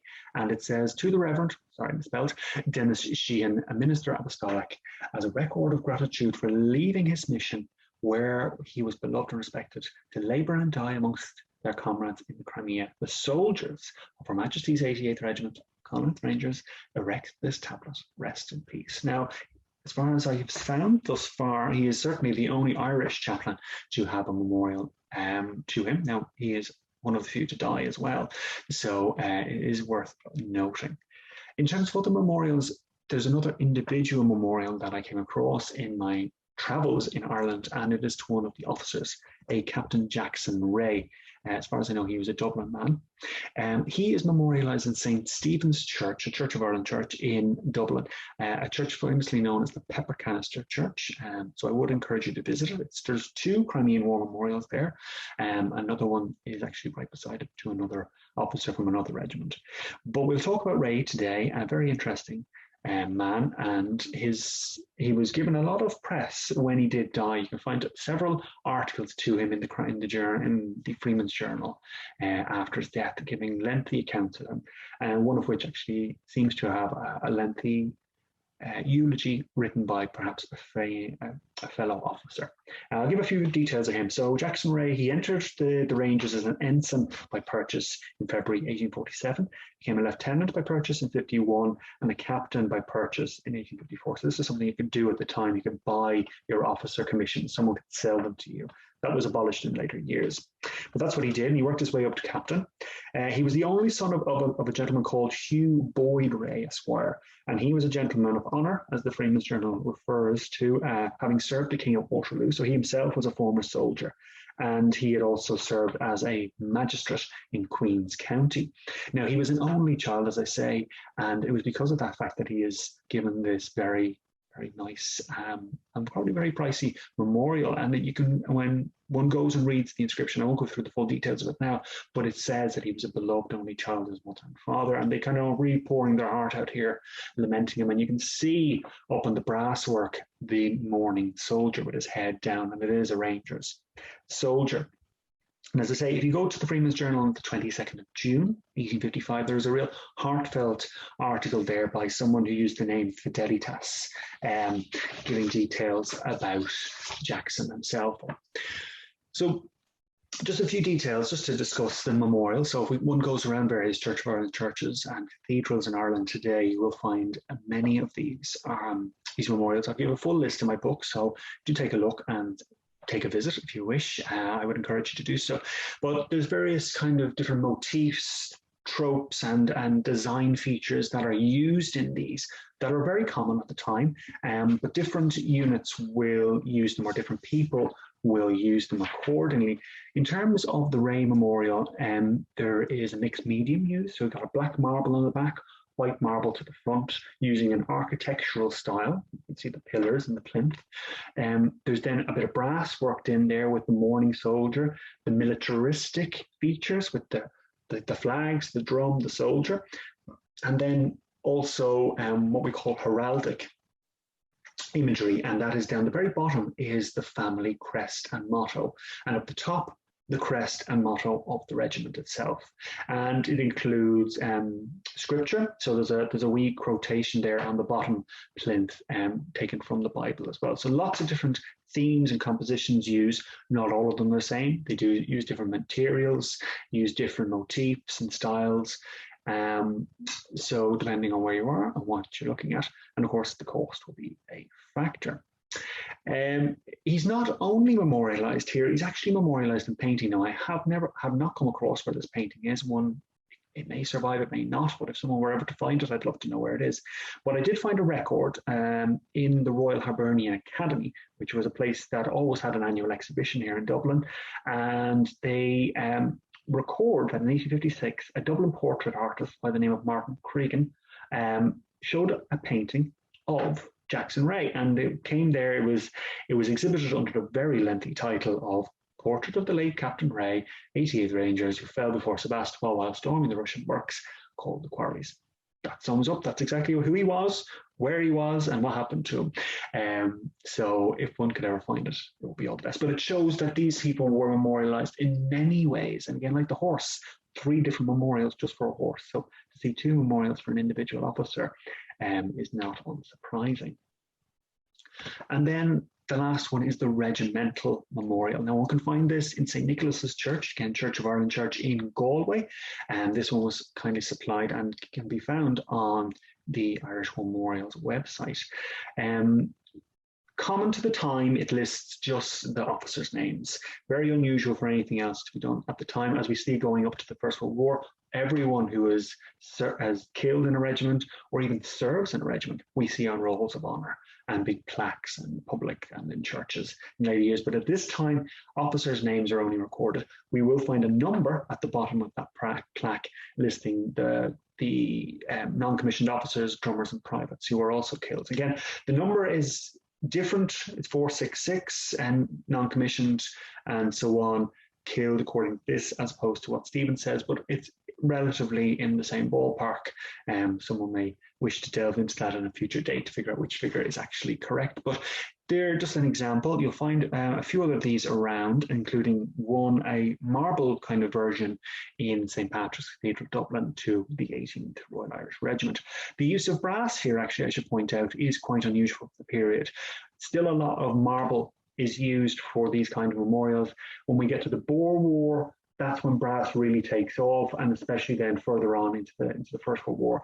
But to see brass used in the 1850s is quite unusual, but it is starting to come in.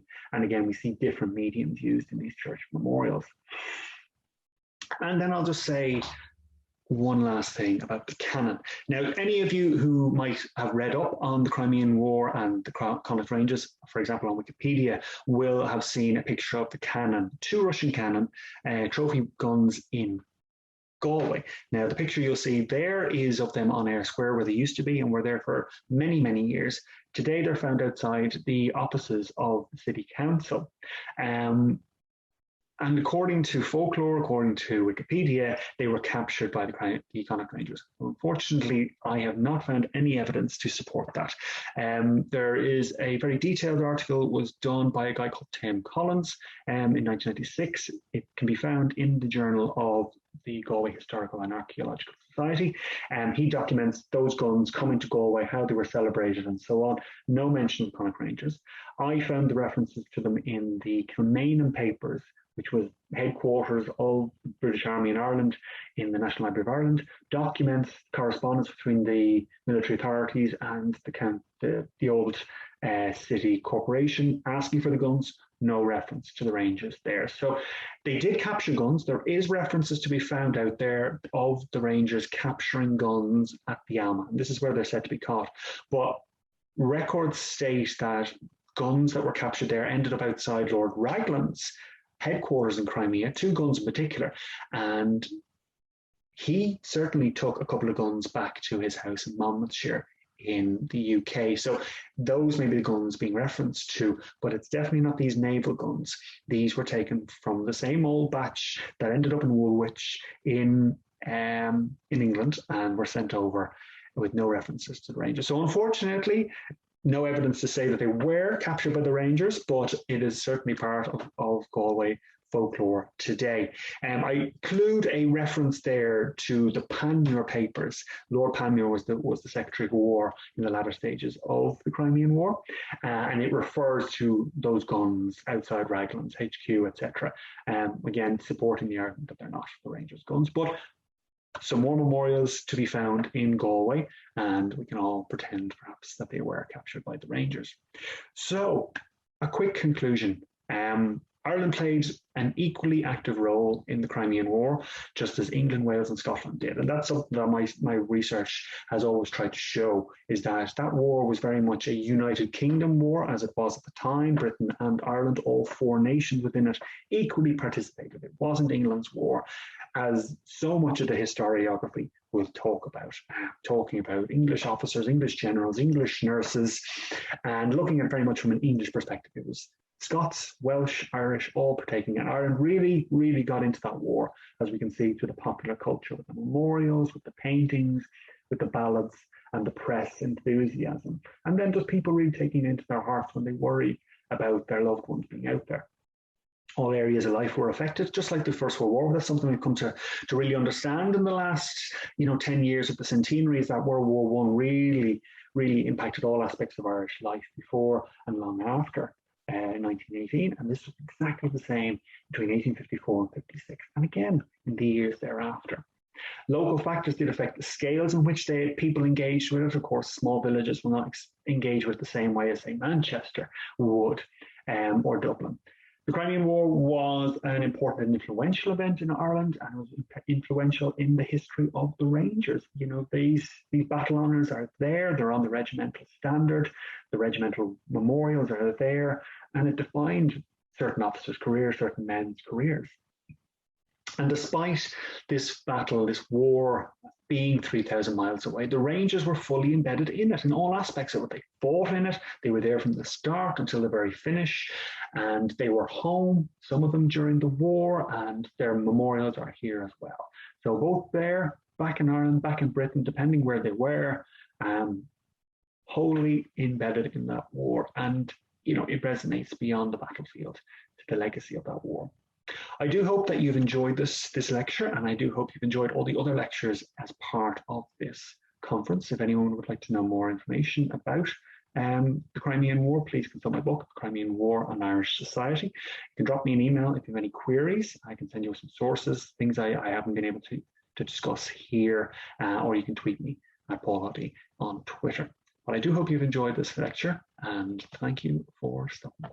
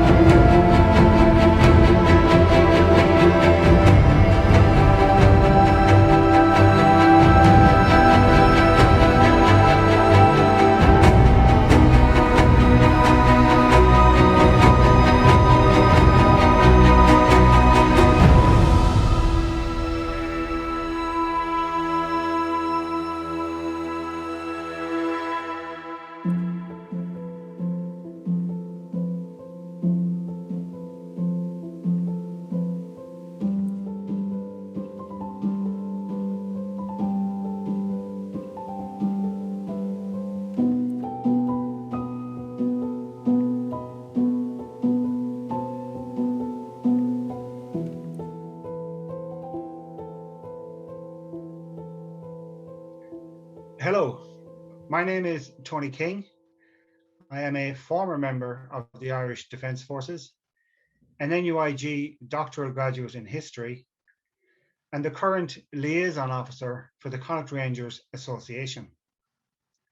My connection to the Rangers stems from almost 30 years of military service in the regiment's former depot at Renmore Barracks. And as a practicing historian, I retain a professional interest in the thousands of Irishmen who enlisted in the Irish regiments in the British Army over many years. Indeed, my maternal grandfather was one of those men, serving with the South Irish Horse during the Great War and being wounded in the process. Such service, so close to home, personalizes my interest in this field of research. Before I proceed any further, I would like to extend my gratitude to the Galway County Council for their support in funding this conference, and to its Heritage Officer, Councillor Marie Mannion, for her assistance in bringing the finished product to completion. I would also like to thank my colleagues on the Connaught Rangers Association Committee, my fellow contributors who agreed to deliver talks today, and all those who work to keep the memory of this famous Irish regiment alive. If you took the opportunity to listen to the speakers who preceded me, you would have heard some captivating tales of service life during the Napoleonic and Crimean Wars. And if you are just joining us now, rest assured that the conference will be available for you to view in its totality on a host of social media platforms going forward. While acknowledging that the Connaught Rangers saw service in both North and South America, in India, in the Caribbean, and in Egypt, at various stages throughout their illustrious history, I am going to speak about their deployment to and service in South Africa during the Second Boer War of 1899 to 1902. Rather than approaching the talk from a purely military perspective, I will consider the social impact of what it means to go to war, of the effect this has on loved ones, and of the reception you might expect to receive if you are lucky enough to make it back. Tellingly, there are elements of my talk that could be attributed to any war at any time, and people from a military background will recognize universal aspects of a soldier's life that are all too readily ignored or taken for granted. A brief historical reflection will remind us of the background to the Second Boer War. When Britain re-annexed the Cape Colony at the start of the Napoleonic Wars, the Boers, descendants of Dutch settlers who had occupied the region since the 17th century, began a long migration north. After settling on the east coast, they moved to the interior when Britain occupied Natal in 1843. It was here, in the rural hinterland, that the Boers established two independent republics: the South African Republic, otherwise known as the Transvaal, in 1852, and the Orange Free State in 1854. Grudgingly acknowledged by Britain, the two Boer republics were of little interest to the Foreign Office until the discovery of diamonds and gold in the 1860s. What transpired was an inevitable influx of prospectors seeking to capitalize on what was rapidly developing into the world's most prosperous real estate. The arrival of so many Uitlanders, as these new arrivals were known in Afrikaans, threatened to tip the balance of political power in the Boer republics. And British demands that these Uitlanders be enfranchised were vehemently opposed by the governments in Johannesburg and Bloemfontein. In light of this opposition, Britain's subsequent attempt to annex the Transvaal in 1877 gave rise to the First South African War, before a surprising and decisive victory for the Boers precipitated an uneasy truce.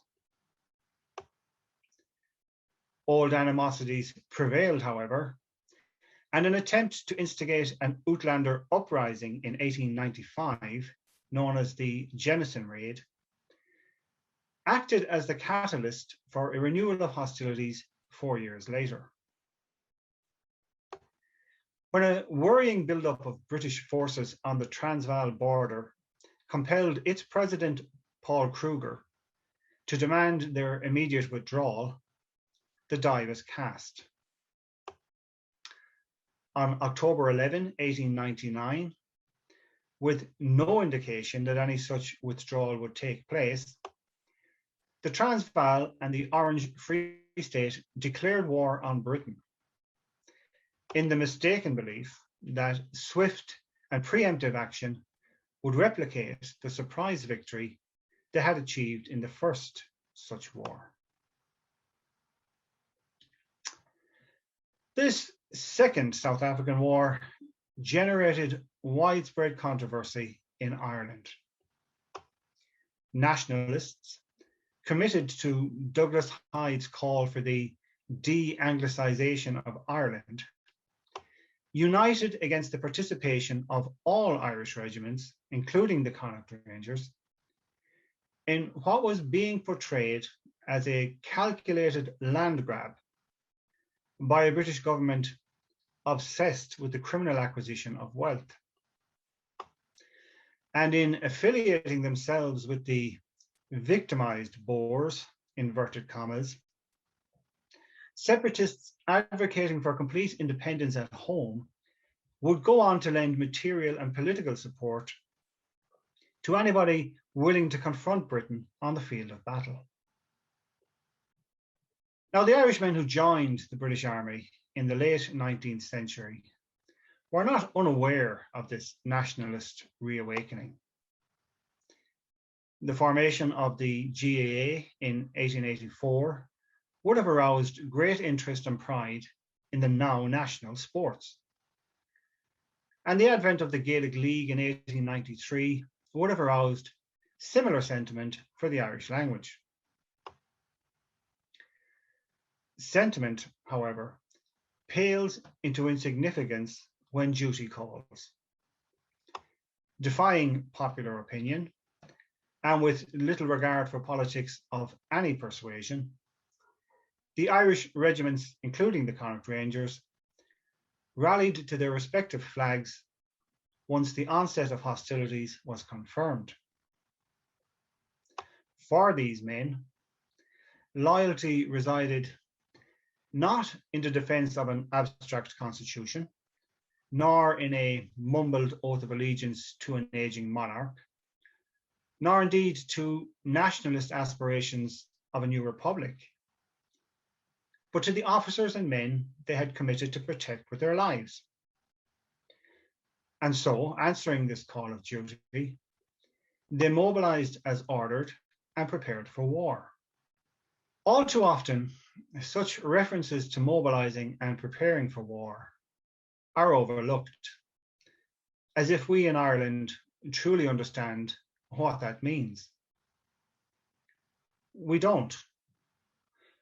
While Ireland has a proud military tradition, it does not have a strong military culture. By that, I mean it is not a country that engages in conflict of any sort on a regular basis. Indeed, the Ireland we all know never engages in conflict of any kind. All of Ireland's military engagements since the foundation of the state have been peacekeeping or peace enforcement, moral and ethical engagements that have enjoyed strong public support. Every soldier who has served on the multitude of missions to Africa, the Middle East, or Europe since 1958 has volunteered to do so. No one has ever been conscripted or deployed against their will. Few, and I speak here from long personal experience, have served overseas truly fearing they might never return. This luxury, for this is what it amounts to, limits our understanding of the fortitude required of those who answer the call of duty in a time of conflict. I remind everyone of this because I want us to think for a moment what it must have been like for the men of the Connaught Rangers to receive 1 month's notice before having to go to war. 1 month in which the majority of their time was to be taken up training in a centralized depot away from home, with perhaps 2 days furlough before deployment, during which they were expected to say their goodbyes, put their affairs in order, and come to terms with the fact they might never see their families again. Factor in the limited means of communication they could expect when they were deployed. A letter every couple of weeks if they were lucky. None of the mod cons we are accustomed to today. No phone calls, no Skype, no social media, no trips home in the middle of their tour of duty. Now consider these were men from the west of Ireland, our grandfathers in some instances, great-grandfathers in others, granduncles and great-granduncles. They left behind our grandmothers, great-grandmothers, distant cousins, etc. If you put your politics aside, you will recognize that these men constituted the very fabric of society in the west of Ireland, representing every village and town across the province of Connaught, with a few blow-ins for good measure. It is extremely difficult, even for those who might object in principle to someone's decision to enlist in the British Army, to detach oneself from the human element that must have accompanied these men having to make such potentially life-changing decisions. On receiving the order for general mobilisation then, the Connaught Rangers formed up in Athlone. 529 regulars were joined by 332 reservists, bringing the total strength to 861 all ranks, with 11 passed unfit for service. 850 boarded the SS Bavarian at Queenstown on November 9th before setting sail for South Africa. Stopping off at the Canary Islands, a very different Las Palmas to the resort many of us are familiar with today, the regiment arrived at Cape Town on November 28th, before being instructed to continue on their journey to Durban. Disembarking at Durban on December 1st, the men were then dispatched by train to Pietermaritzburg. A march to Camp Frere on December 6th completed their journey, and the regiment were happy to join up with the other units comprising the 5th Irish Brigade. Their first taste of action was less than a week away. What do we know about the Boers? How had these fledgling new states ever come to represent a military threat to the might of the British Empire? With no regular standing army of their own, the Boers relied on community militias who would assemble whenever a threat to their way of life was identified. Hunters by nature, these commandos, as they came to be known, were skilled in the saddle and expert with a rifle. and possessing a supreme knowledge of the terrain and a natural affinity for the art of fieldcraft, they proved an elusive and formidable enemy. In preparation for a war many regarded as inevitable, the Boers had the foresight to equip themselves with modern weapons before the onset of hostilities, including the latest small arms, as well as heavy and horse-drawn artillery. And all this, together with the temerity to strike first, would prove effective. Invading the Cape Colony and Natal, the Boers employed speed, guile, and surprise in their drive towards the British garrisons at Ladysmith, Mafeking, and Kimberley. Besieging, rather than laying an open assault upon these towns, became the Boers' modus operandi, as their strategic objective was never to conquer new territory, but rather to force the British to come to the negotiating table. However, while this strategy would prove effective in the beginning, it was never likely to prevail in any prolonged conflict. Initial Boer success and the unusually high casualties inflicted upon the British served only to stiffen rather than weaken British resolve.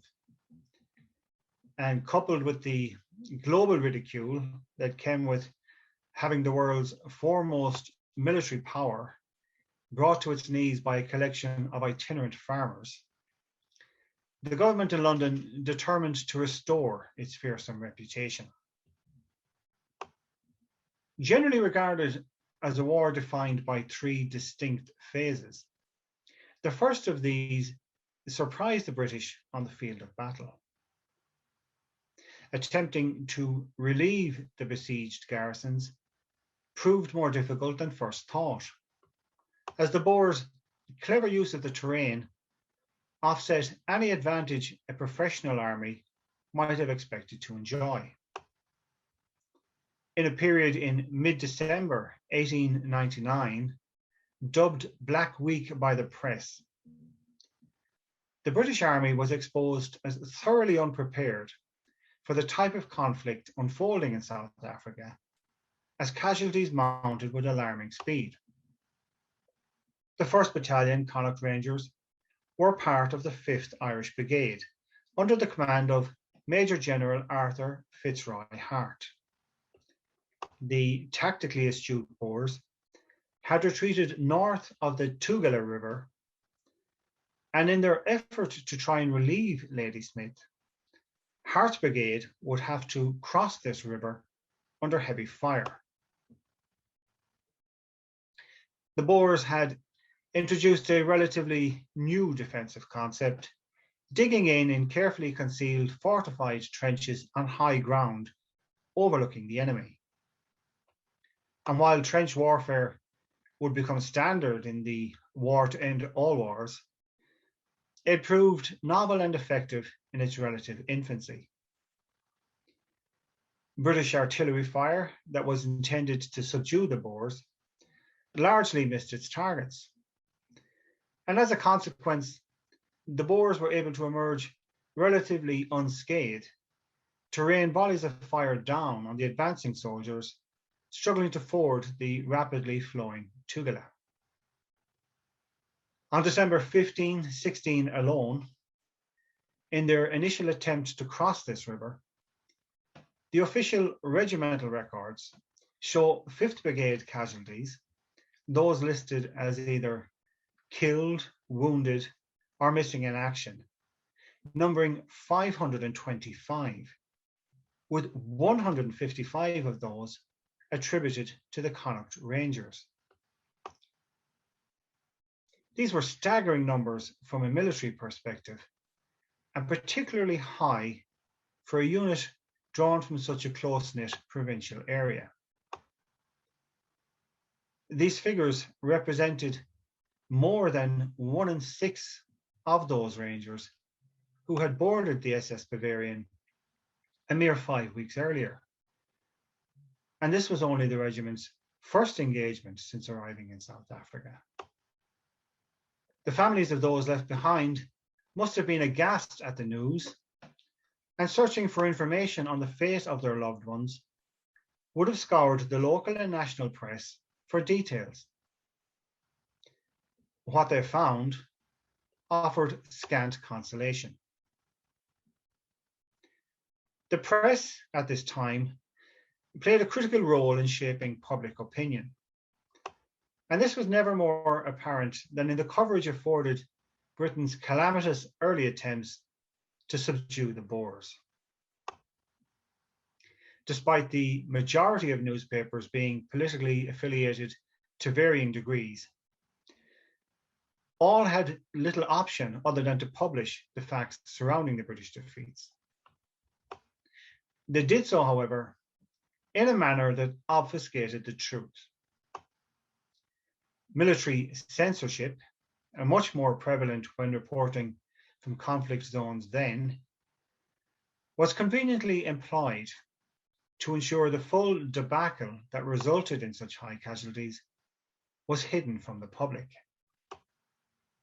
The Irish Daily Independent for 19th of December 1899, receiving its news from the Daily Telegraph and holding the sole copyright for such news in Ireland, admitted as much on page 5.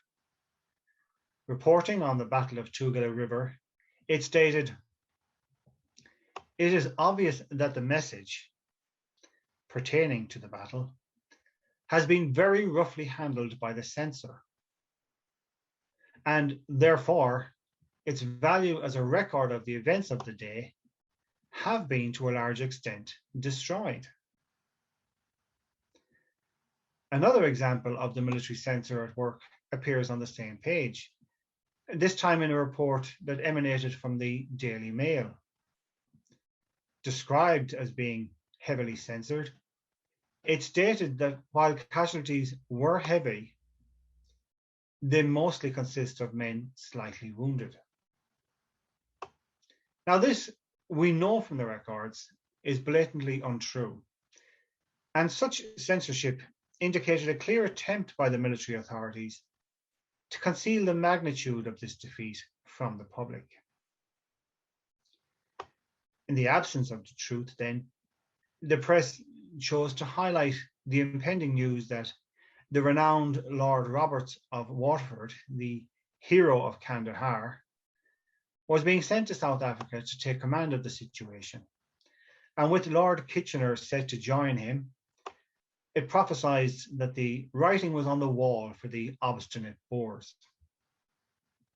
Articles that really belonged in the jingoistic English press somehow made their way across the Irish Sea, and all attributed initial Boer success to either luck or circumstance. The realization that the ubiquitous Tommy Atkins, the pseudonym that came to be adopted for British servicemen drawn from England's major population centres, had revealed himself to be thoroughly unfit for active service, was either an admission not yet apparent to those in command, or one deemed unsuitable for public consumption. This revelation did not apply to any of the Irish regiments, however, and the Connaught Rangers earned plaudits and battle honours for the way they performed in the subsequent relief of Ladysmith. Most disappointing of all, and a total surprise to this researcher, was the indifference, and in some instances downright opposition, to events in South Africa found in papers that I expected might have addressed the news from a local angle.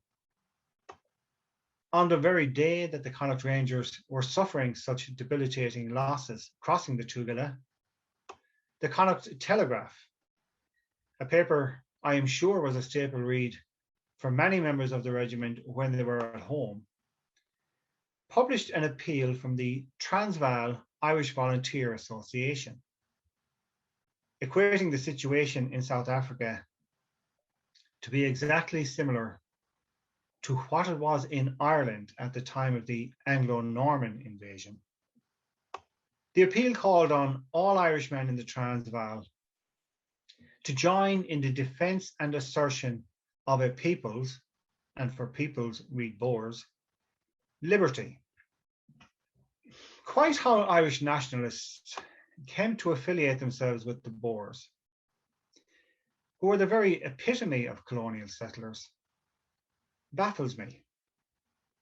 Perhaps, as historian Bruce Nelson asserts, Irish nationalists saw in the Boers a rural, agricultural, and deeply religious people, and in so doing, imagined a common identity with the chaste, undefiled Irish peasant.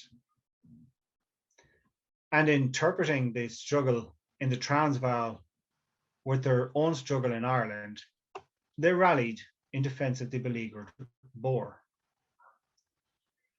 Perhaps the initial shortage of news from the war could be attributed to a conscious decision to concentrate on more important matters, such as the machinations of the newly founded United Irish League, the ongoing land struggle, the activities of the increasingly popular Gaelic League, or the political fortunes of the soon-to-be reunited Irish Parliamentary Party. Perhaps the brevity of news was an attempt by some editors to register a silent protest to the war rather than an overtly political one. Whatever the reason, the lack of coverage of the tragedy of Black Week, given the casualty rate amongst the Connaught Rangers and the impact this must have had on the families and communities from which they came, is surprising. The surnames of many of the Rangers who died during Black Week is testimony to their local heritage. A list of fatalities taken from angloboerwar.com shows privates and NCOs answering to Burke, Byrne, Cahill, Daly, Doherty, Dunn, Farrell, Flynn, Fogarty, Heaney, Laffey, Martin, Malloy, Sheehan and Smith, to name just a few. Names of families still found throughout the province today. Boer attempts to withhold the British were short-lived, however, and together with Lord Roberts and Lord Kitchener's arrival in the field, the tide of battle did indeed begin to turn. By February 1900, Ladysmith had been relieved, and the Connaught Rangers became acclimatised to the rigours and demands of war. The remaining garrison towns of Kimberley and Mafeking were also relieved, but again, a heavy price was paid in lives lost. The war now entered a new phase, with the Boers on the defensive. British forces invaded the Boer republics, and before long Pretoria, Bloemfontein and Johannesburg had fallen. Press coverage of events in South Africa grew exponentially as Britain gained the upper hand, and propaganda replaced censorship once the Boers were forced on the retreat. If anything, the news from mid-1900 became a source of national rather than nationalist pride, as tales of the Irish regiment's heroic performances in the field became a regular feature. Any hope that the war would come to a quick end, however, were dashed when the Boers decided to engage in a concentrated guerrilla campaign aimed at disrupting British supply lines. A series of fortified blockhouses were constructed in response to this, and garrison duty became the order of the day for many of the British regiments. For the Connaught Rangers, the war devolved into a series of marches to contact, whenever concentrations of groups of commandos were reported by scouts in the field. All too often, however, the enemy proved elusive, and large-scale engagements, as seen in the opening exchanges of the conflict, occurred with less frequency. With the exception of a period in 1900, when attempts were made to turn the regiment into a mounted unit, the men marched everywhere, often over rugged mountain terrain, often under the blazing South African sun, and often while being harassed and sniped at.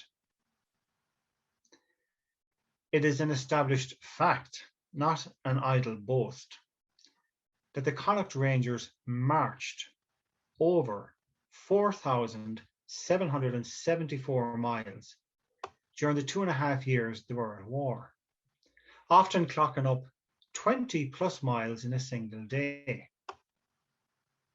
While casualty rates among the Rangers and the other Irish regiments would fall as a result of a different type of conflict, opposition to the war grew, and British Army recruitment in Ireland suffered as a result. Terence Denman references how such recruitment was wrenched from the margins to the centre of nationalist concern, while the raising of nationalist Irish brigades to fight alongside the Boers constituted acts of unqualified morale-boosting significance. Opposition to the war also took on an international hue, particularly so with the active participation of the large Irish-American diaspora.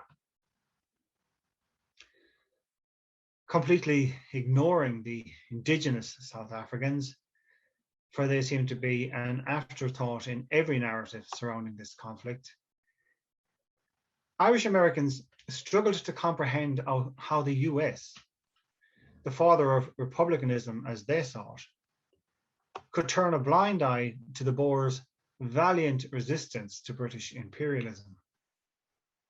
Irish American newspapers, headed by Patrick Ford's Irish World, John Finnerty's Chicago Citizen, and unhindered by any censor, gloried in British defeats and led campaigns of support for the Boer cause.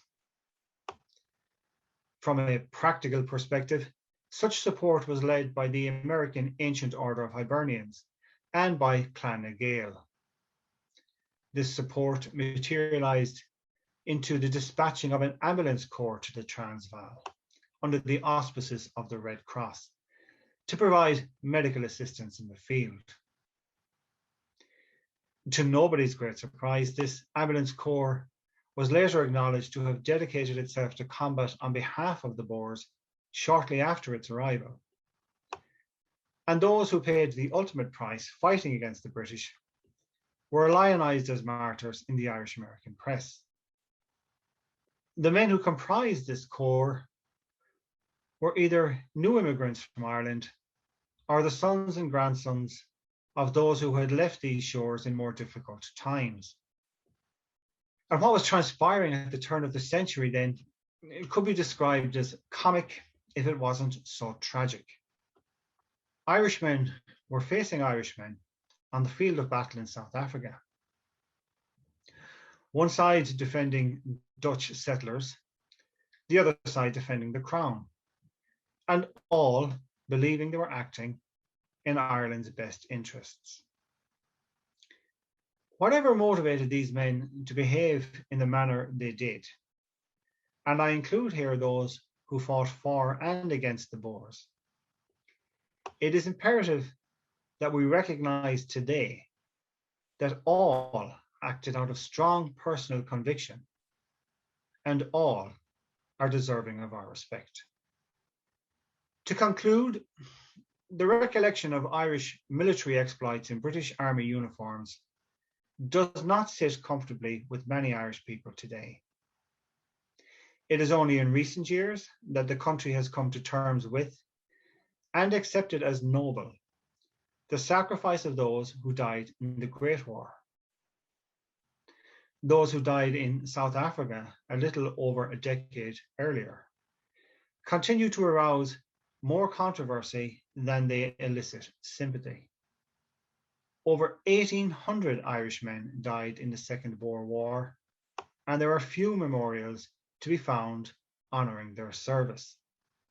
A stirring memorial to the Dublin Fusiliers who fell in battle can be found at the entrance to St. Stephen's Green in Dublin city centre. In his 2012 article, Lest We Remember, Recollections of the Boer War and the Great War in Ireland, Kieran Wallace noted how the Earl of Meath, the chairman of the fundraising committee for the Fusiliers Arch, hoped that the memorial would serve as an ever-present reminder to coming generations of Dublin citizens of the loyalty and faithfulness to duty and honour which Ireland demands of all her sons. This very same obligation applied to the men of every Irish regiment, and it is in response to this obligation that the men of the Connaught Rangers responded so dutifully when called upon in 1899. While another memorial to the Fusiliers can be found outside Leinster House, there are none recognising the other Irish regiments who fought in South Africa. In a search of 592 memorials to individual Connaught Rangers who died in battle, only 2 are dedicated to men who fell in South Africa, and both of these are in Cork. References to the Connaught Rangers who died in the Second Boer War do appear on memorials dedicated to multiple conflicts, such as the memorial in the Peace Park in Castlebar, but none are dedicated solely to that conflict. How then do we assess the Second Boer War from a Connaught Rangers perspective? Throughout the 2.5 years of hostilities, the regiment operated in the Cape Colony, in Natal, in the Transvaal, and in the Orange Free State. They participated in the relief of the besieged British garrisons. They fought large contingents of Boers in open engagement. They tracked and hunted Boer guerrillas, protected vital supply lines, escorted troop deployments by rail, and all with the professionalism that marked the regiment down as one of the Army's finest.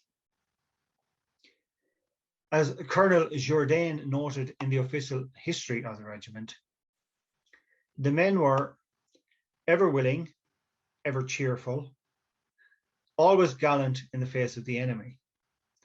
The soldiers of the Connaught Rangers ever proved themselves throughout the whole period of the South African War, determined to maintain untarnished the good name, the high reputation, the great traditions of the regiment, as handed down to them from their ancestors who won immortal fame under Wellington.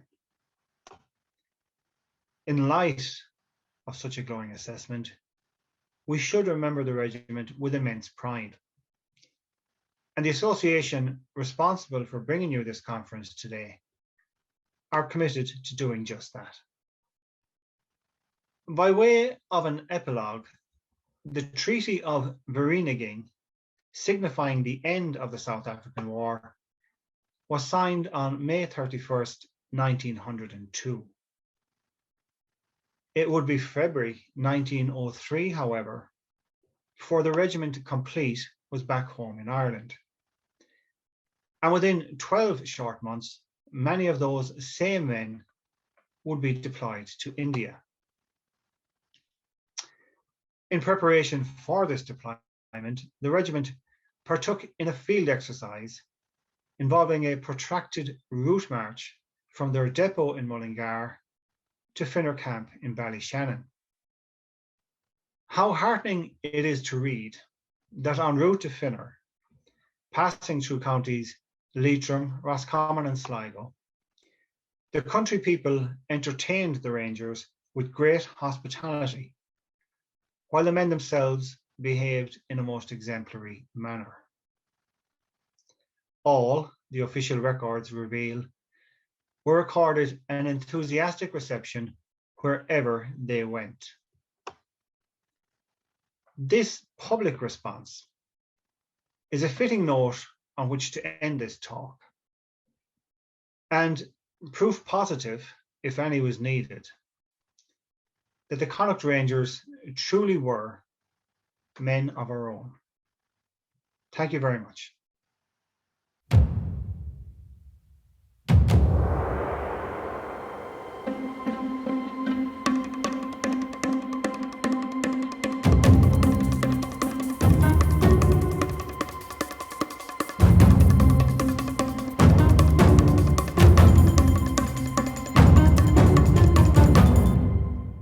On Tuesday, the 4th of August, 1914, Britain declared war on Germany. Here in Ireland, that Tuesday was the first day after a bank holiday weekend. Now, what we've got to remember is nobody knew when this war was going to end or how long it was going to last.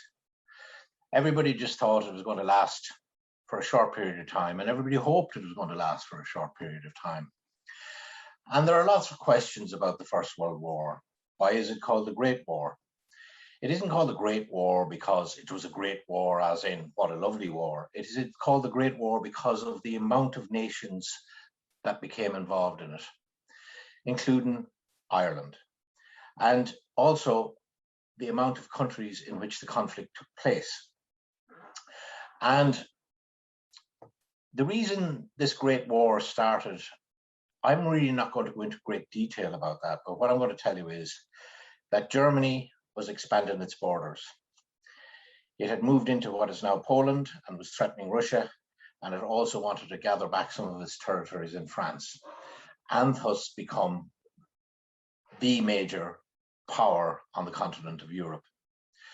Now, Britain, and Ireland was part of Britain at the time, didn't really want to get too involved in this continental war. But at the same time, it didn't want to see Europe dominated by an aggressive Germany. So on Tuesday, August 4th, 1914, after giving the Germans an ultimatum to pull out of neutral Belgium, which they had just invaded, they declared war at 11 p.m. on the 4th of August, 1914. And so for the next 4.5 years, the world became embroiled in a massive, massive conflict, which cost millions of lives. So where do the Connaught Rangers fit into all this, and who are the Connaught Rangers? Well, the Connaught Rangers were an Irish regiment in the British Army. And there were a lot of Irish regiments in the British Army. The Connaught Rangers were just one. There was the Royal Dublin Fusiliers, there was the Royal Munster Fusiliers, there was the Irish Guards, the Royal Irish Regiment, the Royal Irish Fusiliers, and so forth. And although it seems strange to us now in 2021, Irish men in the British Army were very common. As a matter of fact, in the middle of the 19th century, the Irish had formed the vast majority of the British Army. This had declined a bit into the beginning of the 20th century, but still by 1914, there was quite a lot of Irish men in the British Army. And why was this? Well, first of all, there was no other army to join. We were part of Britain, part of the British Empire. So therefore, if you wanted to join an army, you have to join the British one. Unless you wanted to immigrate to Australia or Canada, then you could join armies there. So the vast majority of Irishmen that found themselves in the British Army in 1914 were volunteers. In other words, there was no conscription. Britain wasn't a conscript army. And most Irishmen, and I suppose Scotsmen and Englishmen and Welshmen, joined for economic reasons. So basically, you took yourself into a barracks, you signed up for 12 years. 7 of those years you would do abroad, usually India. And then the last 4, you would go into what's called the reserve. So in other words, you'd come out of the army, take a job in civilian life, and then once your 12 years were up, you had an army pension. Now, you weren't going to get rich on your army pension, but it was a pension nonetheless. So the army, for a lot of men from the lesser well-off classes, it was a career choice, an economic career choice at a time of high unemployment. Now, the Connaught Rangers got their name, obviously, from the province of Connaught, and that was where most of their recruitment came from, the counties of Connaught, though not exclusively, and we'll talk about that more in a minute.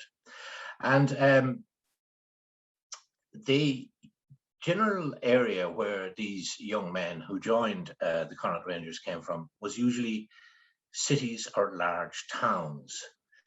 Recruitment into the British Army at the time was quite markedly from urban areas.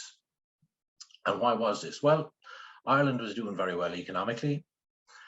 The Industrial Revolution had grown the populations of the cities in Britain, and what was happening was Irish farmers were doing very well breeding cattle and horses and exporting them over to Britain. So agriculture was doing very well. So if you were from a country area or whatever, your chances of doing okay economically were pretty high, better than they had been. However, if you came from a town or from a city, there was a great lock-in in Dublin in 1912, your employment prospects were a lot less. So therefore, the army became a great filter for getting men employment. And what's more, you got a pension at the end of it. Now, you'll never get rich being a soldier, but I think the going rate around 1914 was £1 a day, 7 shillings a week. Not bad, but not great. However, if you were married, you only got 3.5 shillings. Your wife got the other 3.5. So these young men who joined the army, what did they face? Well, prior to 1914, there hadn't been a lot going on in the world. The last conflict the Connaught Rangers had been involved with was the Boer War, which had ended in 1901. And the 1st Battalion of the Connaught Rangers had been out in South Africa in the Boer War, and they had about 100 casualties, but only about half of them fell to Boer bullets. The other half died of disease or in accidents or of injuries. The 2nd Battalion hadn't been involved in the Boer War at all, so very low casualty rate. And from 1901 right up to 1914, not much was happening. So you could have equally gone through your whole army career without ever heard a shot being fired in anger. That was all going to change after August 1914. So where were the Connaught Rangers in August 1914? Well, there were 4 battalions. There was 2 regular battalions and 2 special reserve battalions. The 1st Battalion were a regular battalion. They were out in India in a place called Firozpur. It's now in Pakistan. The 2nd regular battalion were based in Aldershot in England. They had been in the Curragh for a few years, and then early in 1914, they'd been transferred to Aldershot. The 3rd and 4th battalions were what was called special reserve battalions. In other words, they weren't regular soldiers. These were part-time soldiers, a bit like what our FCA had been based on. As a matter of fact, it's exactly what our FCA is based on. Basically, these were civilians. They joined the Special Reserve for 4 to 6 years, and they did field days now and again, and then they did 3 weeks camp every summer. So the 3rd Battalion was based in Rinmore Barracks in Galway, and it took its recruits from Mayo, the counties of Mayo and Galway. The 4th Special Reserve Battalion was based in King House in Boyle, County Roscommon, and they got their recruits from Roscommon, Leitrim, and Sligo. Now, these reserve battalions were exclusively made up of local men from Connaught, so exclusively made up. Whereas the regular battalions, you could have Dubliners in it, you could have Corkmen in it, you could even have some Scotsmen in it, and a sprinkling of a few English soldiers as well. But the special reserves were exclusively from the province of Connaught.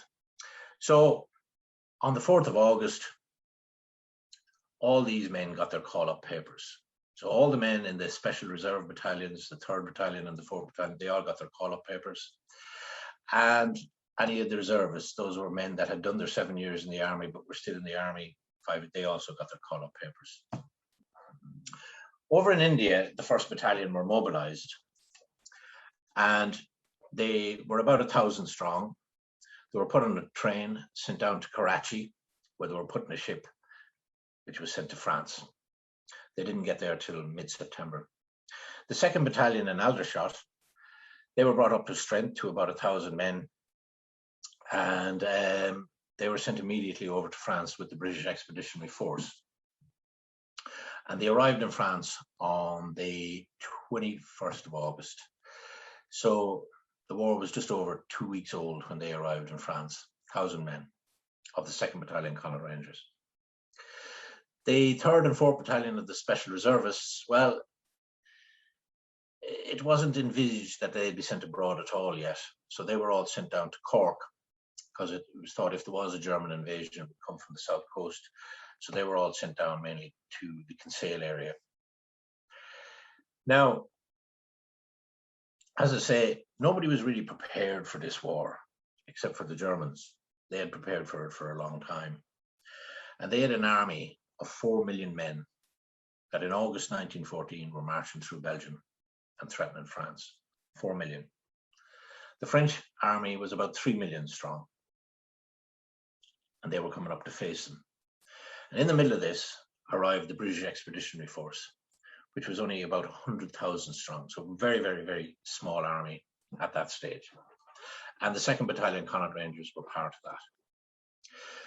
The first clash between the British forces and the Germans happened at a southern Belgian mining town called Mons. And in Mons, the professionalism of the British Army really showed its own. They held up the Germans at Mons for nearly 2 days. And even though they were vastly outnumbered, either side of them, the French army retreated, so there was a danger of them being cut off. So the British army and the French army began to retreat south. And the 2nd Battalion Connaught Rangers were part of that. They took part in what was called the retreat from Mons. So the British and French army were being closely pursued by the German army. And on the 26th of August, the 2nd Battalion Connaught Rangers, who were acting as a rearguard, ran into their first bit of trouble. Germans outflanked one company and trapped them, and a number of men were killed and about 250 were taken prisoner of war. So their war was effectively over within weeks. And the first 2 men that I have found from County Galway were killed on the 26th of August during this skirmish with German troops. There were Private James Higgins of Ballymacward near Woodlawn and Private Pat Ward of Kinvara, County Galway. They were both killed on the 26th of August 1914 during the retreat from Mons. First 2 of many Galway casualties to come in the Connaught Rangers. The 2nd Battalion continued along with the British Expeditionary Force heading south towards Paris, and then early September the French and British armies rallied and they managed to drive the Germans back. They drove the Germans back. The Germans had gone too far. Their supply lines couldn't meet them, and they had to retreat. So that was really when the trench warfare began, because the Germans retreated to entrenched positions. The British and the French couldn't breach these entrenched positions, so what it became was a flanking movement towards the sea. And this all culminated in late October at a Belgian town called Ypres. And Ypres was still in Allied hands. Germans hadn't taken it, and it fell primarily for the British Expeditionary Force to defend this Belgian town called Ypres. And they did defend it. And the First Battle of Ypres began at the end of October 1914 and went on right into the middle of November 1914. And it was a terrible battle of attrition, slaughter, one side pushing forward, trying to breach through each other's lines. However, the British Expeditionary Force held the line, but the 2nd Connaught Rangers suffered very, very heavy casualties at the First Battle of Ypres in November 1914. So heavy that the 2nd Battalion almost ceased to exist. In the meantime, the 1st Battalion had arrived from India. They'd landed in Marseille in late September, and they were on their way north as well. They got to Belgium as well and were fighting at an area around Messines. The Battle of Ypres, First Battle of Ypres, there was many more to come, came to an end in November 1914, where the German army had been halted at Ypres. They couldn't get any further. So they basically encircled Ypres, and Ypres stayed in Allied hands throughout the rest of the war. And it became known as the Ypres salient. A very unpopular place to fight because you were kind of surrounded on 3 sides. Germans are in front of you, to your right and to your left. And there was only one way in and one way out of Ypres. So at the end of December 1914, the 1st Battalion and the 2nd Battalion, regular battalions, met, and they amalgamated into one battalion. So already by December 1914, the 2nd Battalion Connaught Rangers had ceased to exist. They were all now amalgamated into the 1st Battalion. So what was happening back in Ireland at this time? Well, 2 things. The Special Reserve battalions down in Kinsale, the casualties had been so high at Ypres that they were sending drafts of them over from October throughout September, October, and November 1914. And these poor lads, they weren't as well trained as the regulars. Most of them had never been outside Ireland before. Suddenly they found themselves thrown into a battle, as I said, very tough and savage battle at Ypres. So already the 3rd and 4th battalions were sending drafts of recruits over to France and Belgium. Now, Lord Kitchener realized that the British Army was far too small to take on the might of this German army, which was so huge, so powerful, and so well equipped. So he immediately began to set up a 2nd army, and this 2nd army was made up of volunteers. These were wartime volunteers. These were your clerks, your train drivers, your coal miners, your factory workers, your dockers. All these men were asked to enlist and do their bit. It was thought if we got enough men into the army, you could get over to France, get the Germans beaten, war would be over. So this new volunteer army, Kitchener's volunteers, began to set up. And the Connaught Rangers were part of that. So the 5th and 6th battalions were formed in August, September of 1914. So 2 new battalions were now, 2 brand new, newly formed battalions were now part of the Connaught Rangers.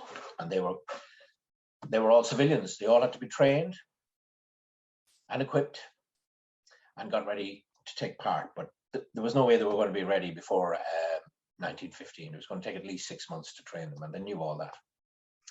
So these 2 new battalions were set up. The 5th Battalion were down in Kilworth Camp in County Cork, and the 6th Battalion were in Fermoy at Moore Park. And both of them straight away went into training. Now, what is important here is that recruitment in Ireland in 1914 was very slow.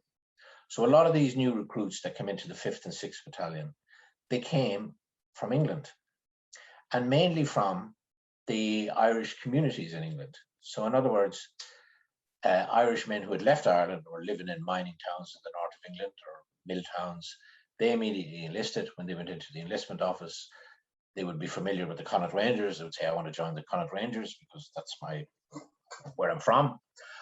Also, a lot of 1st generation Irish lads also brought in, whose parents would have been Irish. They would have gone in and asked primarily to join an Irish regiment. So quite a lot of the new recruits into the 5th and 6th Battalion came from England. And it wasn't until an incident in 1915 that recruitment in Ireland itself. Now, there was recruitment in Ireland. There was Irish lads enlisting in big numbers, but not in huge numbers. And even though John Redmond, the leader of the Irish Parliamentary Party, urged Irishmen to join to prove that England had nothing to fear from Ireland with home rule, and in the north, of course, a lot of the Ulster volunteers were volunteering as well.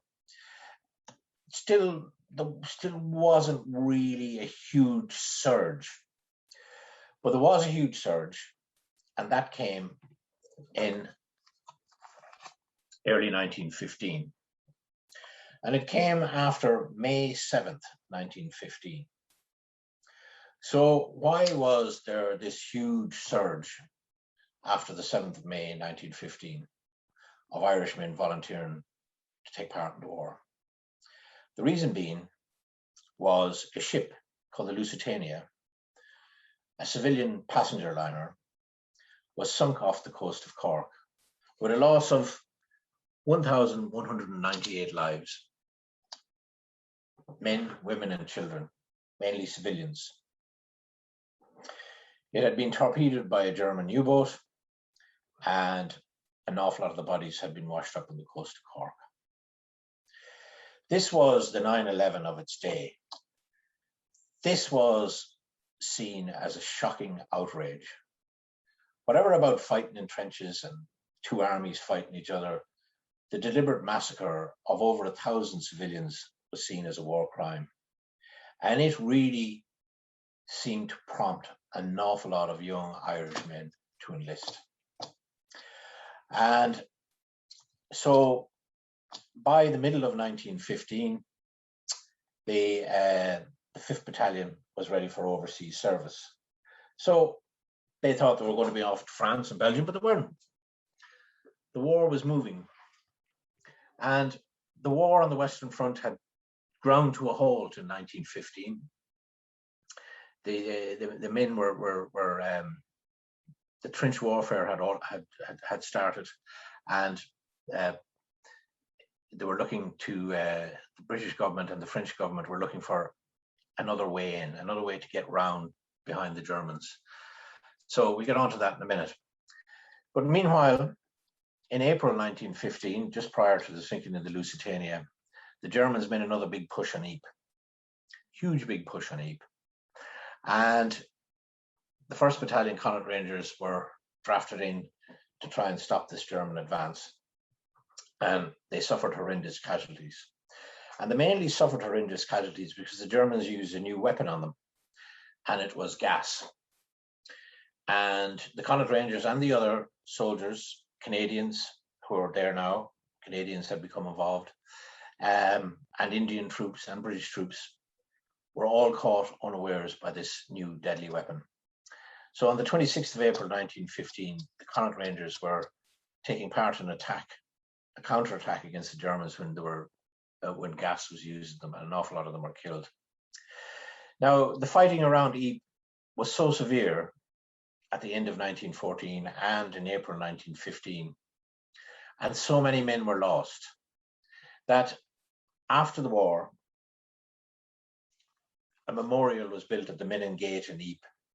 And on the memorial, there are 55,000 names, 55,000 names of men who have no known grave, whose bodies were never found. And among them are 197 Connaught Rangers, so nearly 200 Connaught Rangers vanished in Ypres at the end of 1914 and in the spring of 1915, vanished. Nobody ever, their bodies were never found, never recovered.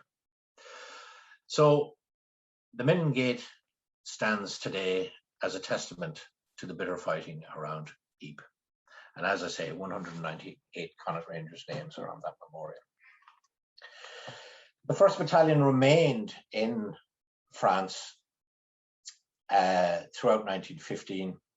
They weren't involved in any more major battles because they had such a maul in April of 1915. They were reinforced with new recruits from Ireland. And at the end of November 1915, they were moved back down to Marseille, and they were moved to a new battlefront, and to a country called Mesopotamia, which is now Iraq. There, another British army had been trapped at a city called Kut in the middle of Mesopotamia. So the 1st Battalion Connaught Rangers plus a lot of Indian regiments were sent out to Kut to try and relieve the siege there. So that was the end of the 1st Battalion Connaught Rangers participation on the Western Front. So off they went to Mesopotamia. They were in Mesopotamia for the next 2 years. And then in 1918, they were moved to Palestine. And when the war ended, they were stationed in Nazareth in November 1918. So that was the end of the 1st Battalion on the Western Front. In the meantime, the new, as I say, volunteer battalions, the 5th and the 6th, they were getting ready now to be thrown into the fray. And the 5th Battalion were not sent to France. In July of 1915, they were put on a troop ship and they were sent to a Greek island called Limnos. And you can imagine what a Greek island in July of 1915 was like. Hot, flies, poor food, lack of water. And the men had to adjust to these conditions very, very quickly. And why were they on a Greek island, where nowadays we go on our holidays? Why were they sent there in the July of 1914? Well, it was all an idea, a crazy, poorly planned, and even more poorly executed idea to capture Constantinople and knock Turkey out of the war. Turkey had entered the war on the side of the Germans. The Allies were anxious to get the old Ottoman Empire, Turkey, out of the war. It didn't really go as planned. Australian, French, and British troops had landed in Gallipoli in April of 1915. They had suffered terrible casualties, made no headway. And in August, they were reinforced by more troops, including the 16th Irish Division, of which the 5th Battalion Connaught Rangers were part of. The 5th Battalion Connaught Rangers landed in Gallipoli at Anzac Cove on the morning of the 6th of August, 1915. They were there for 6 weeks. And the whole thing was a complete disaster. They lost huge amounts of men in 2 attacks on a hill called Hill 60 on the 21st of August, and again a week later on the 28th of August. And at the end, the hill was never taken. Now, they were pulled out of Gallipoli at the end of September 1915, having really more or less lost most of their men. Today in Gallipoli, there's a memorial to the Allied troops in Gallipoli. There are 21,000 names on the memorial, and 182 of them are Connaught Rangers. So there was a lot of Connaught Rangers never got off Gallipoli, and more than 182 were killed because others are scattered in other graves around the peninsula. But 182, have no known grave. So the 5th Battalion Connaught Rangers were pulled out of Gallipoli. They were brought back to Limnos Island in Greece.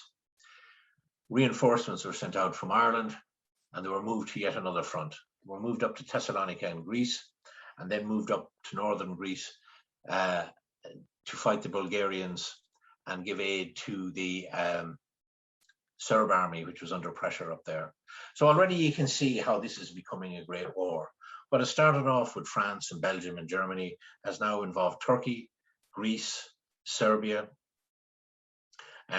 Bulgaria, and troops are coming from all over the Commonwealth to fight on the side of Britain. The Australians, the New Zealanders, the Canadians, Indian troops, and of course the 1st Battalion Connaught Rangers are out in Mesopotamia fighting the Turks out there. So this war is beginning to encompass all the world, and everywhere the Connaught Rangers are involved.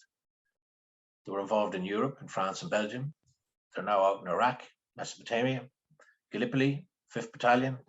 Now they're in Greece, up in Macedonia fighting the Bulgarians. So the 5th Battalion not only had a terrible time at Gallipoli, but they had an awful time up in the snowy mountains of northern Greece fighting the Bulgarians.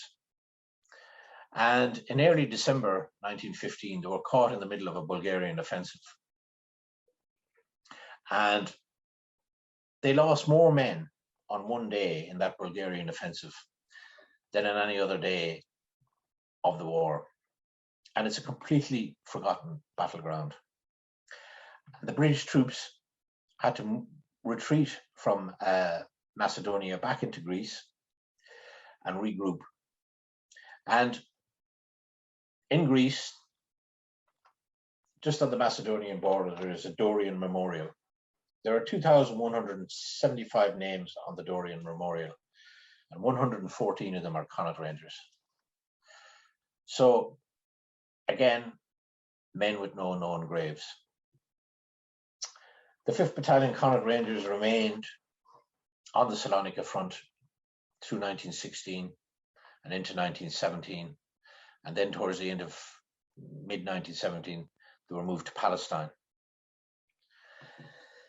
So that only leaves one battalion left, the 6th Battalion Connaught Rangers.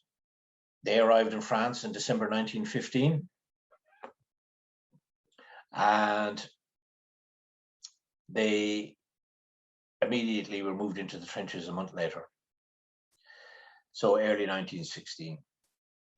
So the 6th Battalion, their commanding officer was a gentleman called Lieutenant Colonel Lennox Cunningham, and he was a very kind and good man. He was from Moneymore in County Derry, and he cared an awful lot about his men, and he made sure that as best he could, he tried to protect them, train them well, and you know, make sure they were well supplied and well protected. But you know, even he couldn't protect them from the horrors of trench warfare.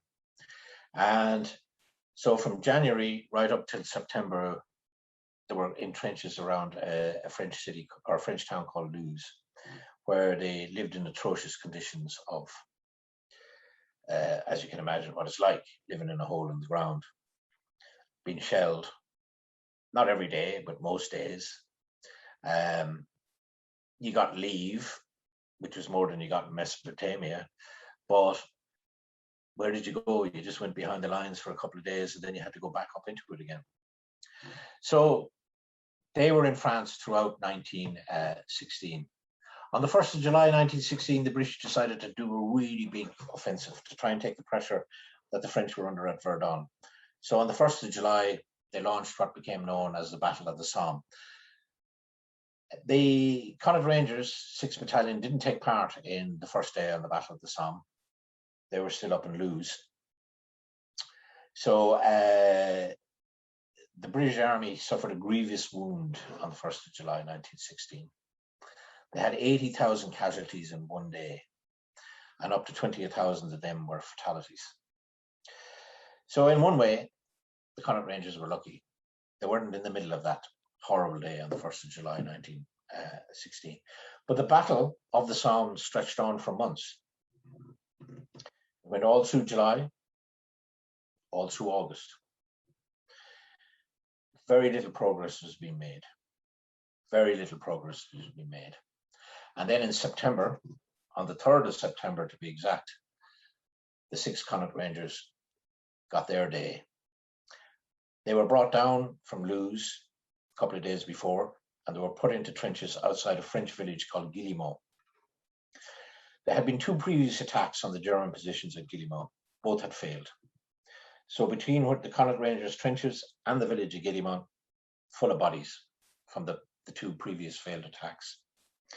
That can't have been good for you psychologically, but you were where you were. And on the afternoon of the 3rd of September, the whistle blew.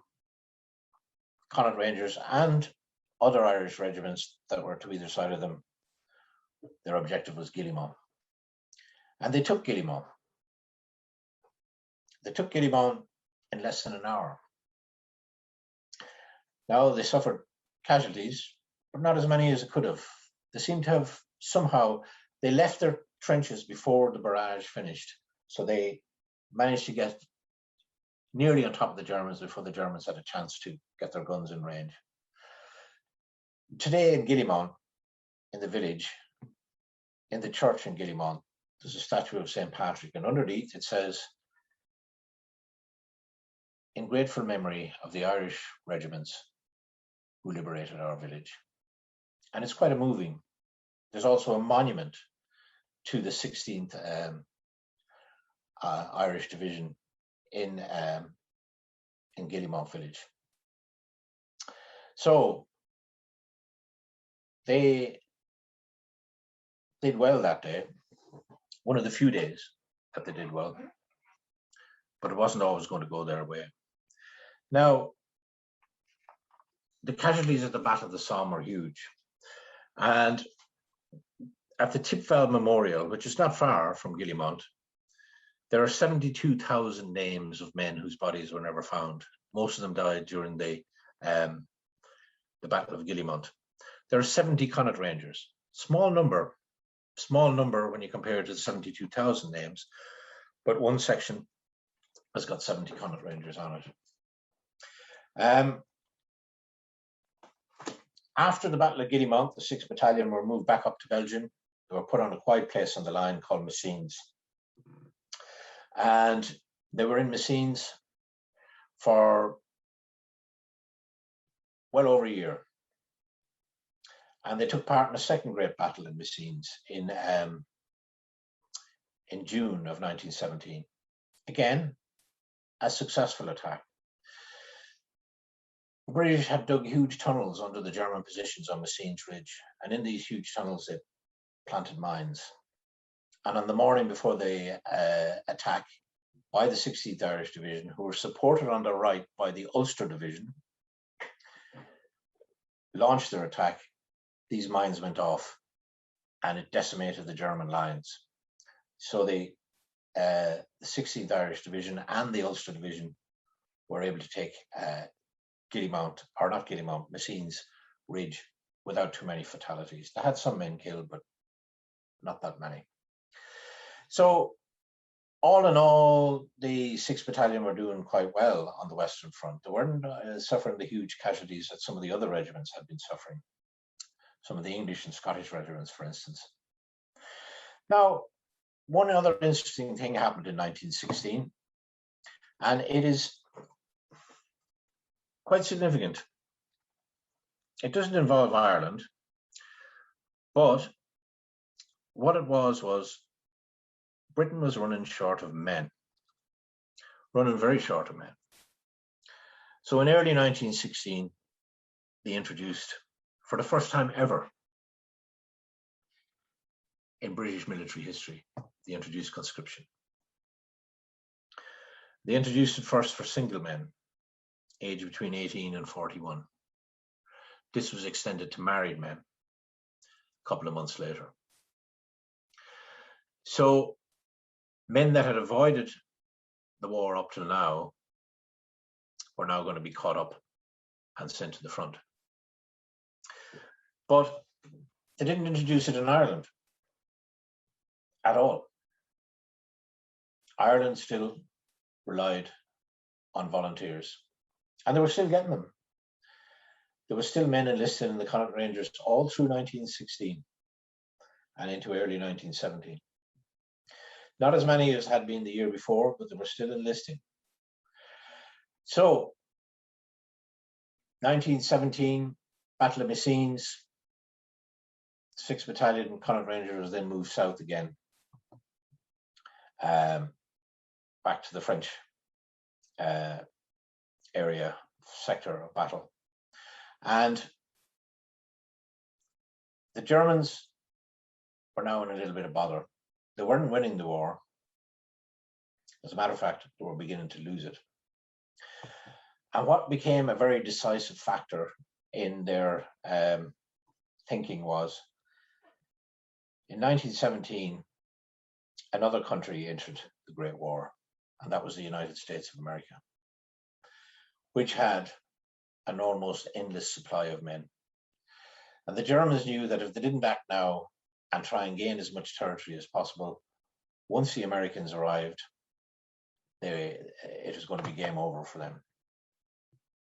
So on the 21st of March, 1918, they launched a hugely massive offensive in order to win the war before the bulk of the American army arrived. Some Americans had already arrived, but loads more were on the way.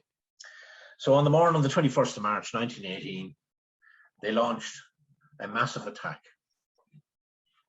And they were able to launch this attack very significantly because there had been the Bolshevik Revolution in Russia the year before, and they had made peace with the Bolsheviks. So they were able to move lots of troops from the Eastern Front over to the Western Front.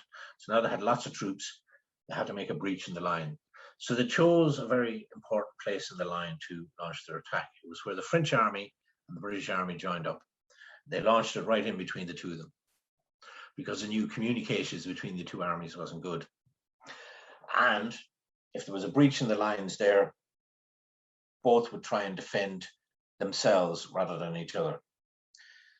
And where were the poor 6 Connaught Rangers on the 21st of March, 1918? But right on the end of the British line, next to the French line. The whole Irish division was there, not on purpose, it just happened to be where it was. And that German offensive of the 21st of March tore through those thinly defended and thinly spread out trenches. Really, the troops there didn't have a hope.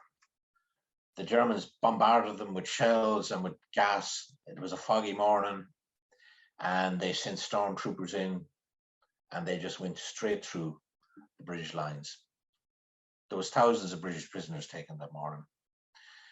The 6th Battalion of the Connaught Rangers tried to do a counterattack.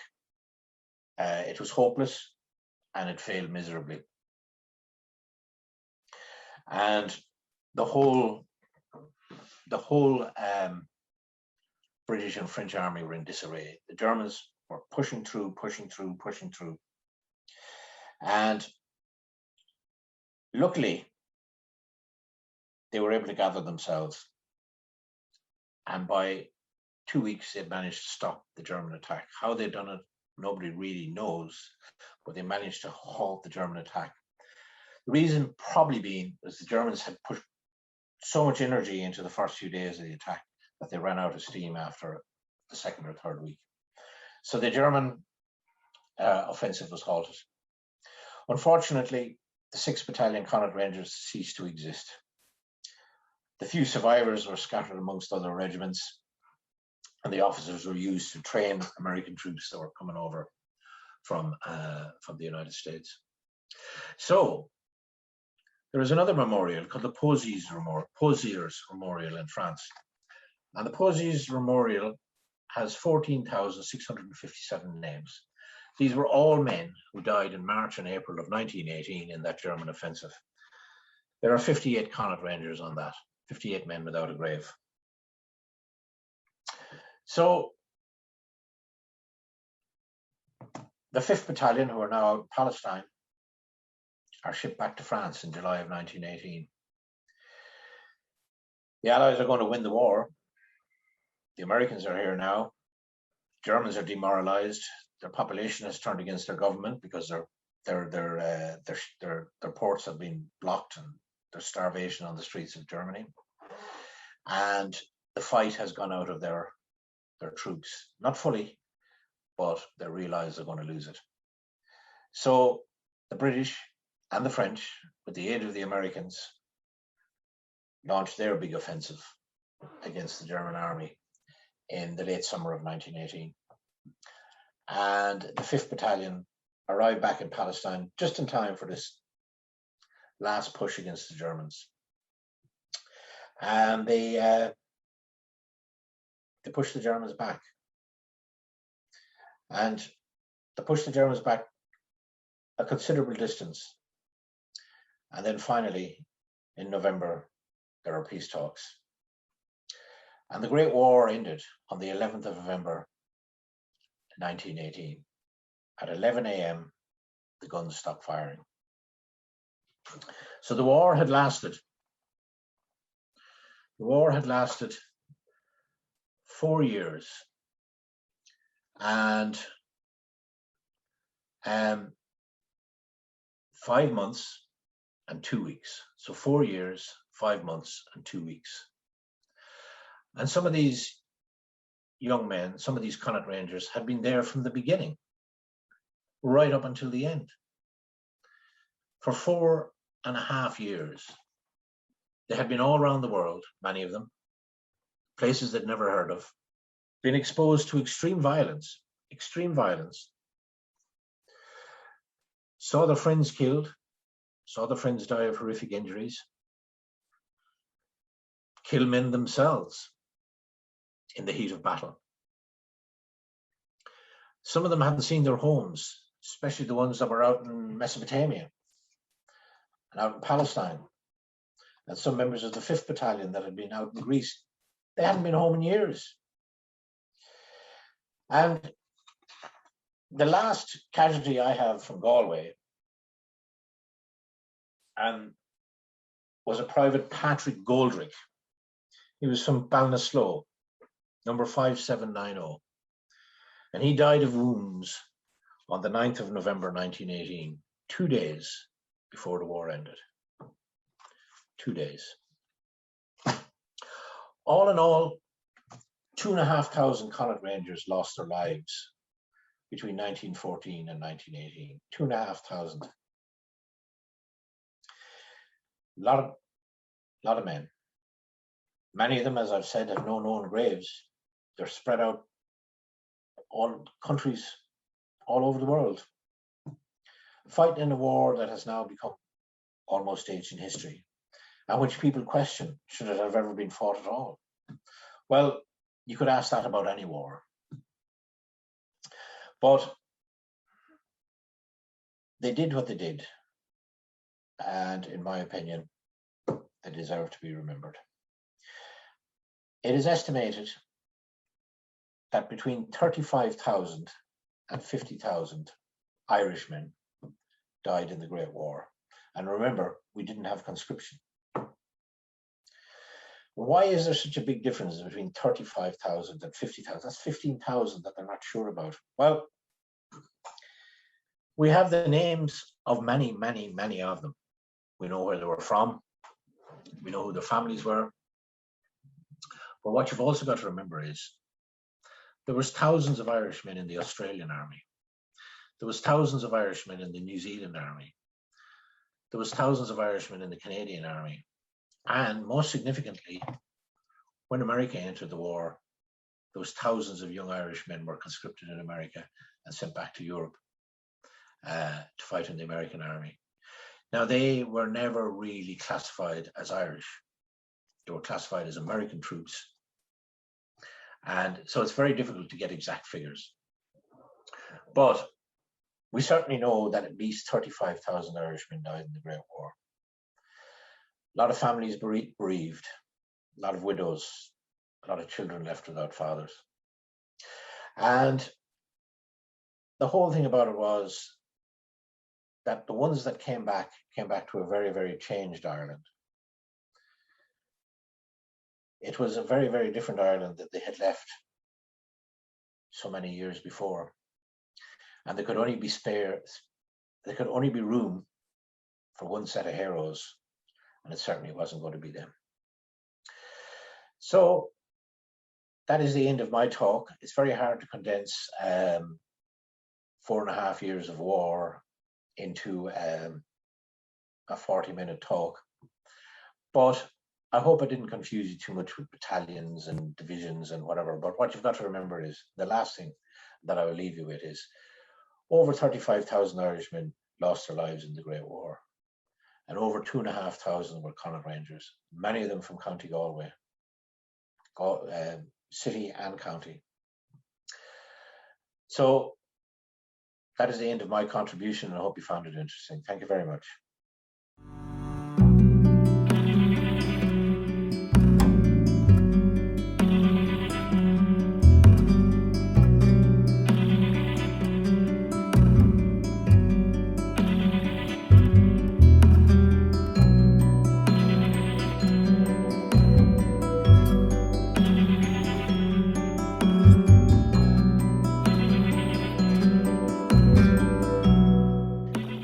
Hello, Tony King here again. As the liaison officer for the Connaught Rangers Association, I'm delighted to have the privilege and honour of closing this afternoon's proceedings. If you were with us from the beginning, then you should, by now, have a flavour of the remarkable history of the Connaught Rangers. Following in the footsteps of the wild geese, young men from the island of Ireland forged reputations as warriors to be both feared and respected. In campaigns and battles that shaped European and global history, the Connaught Rangers fought and defeated professional armies and irregular rebels alike.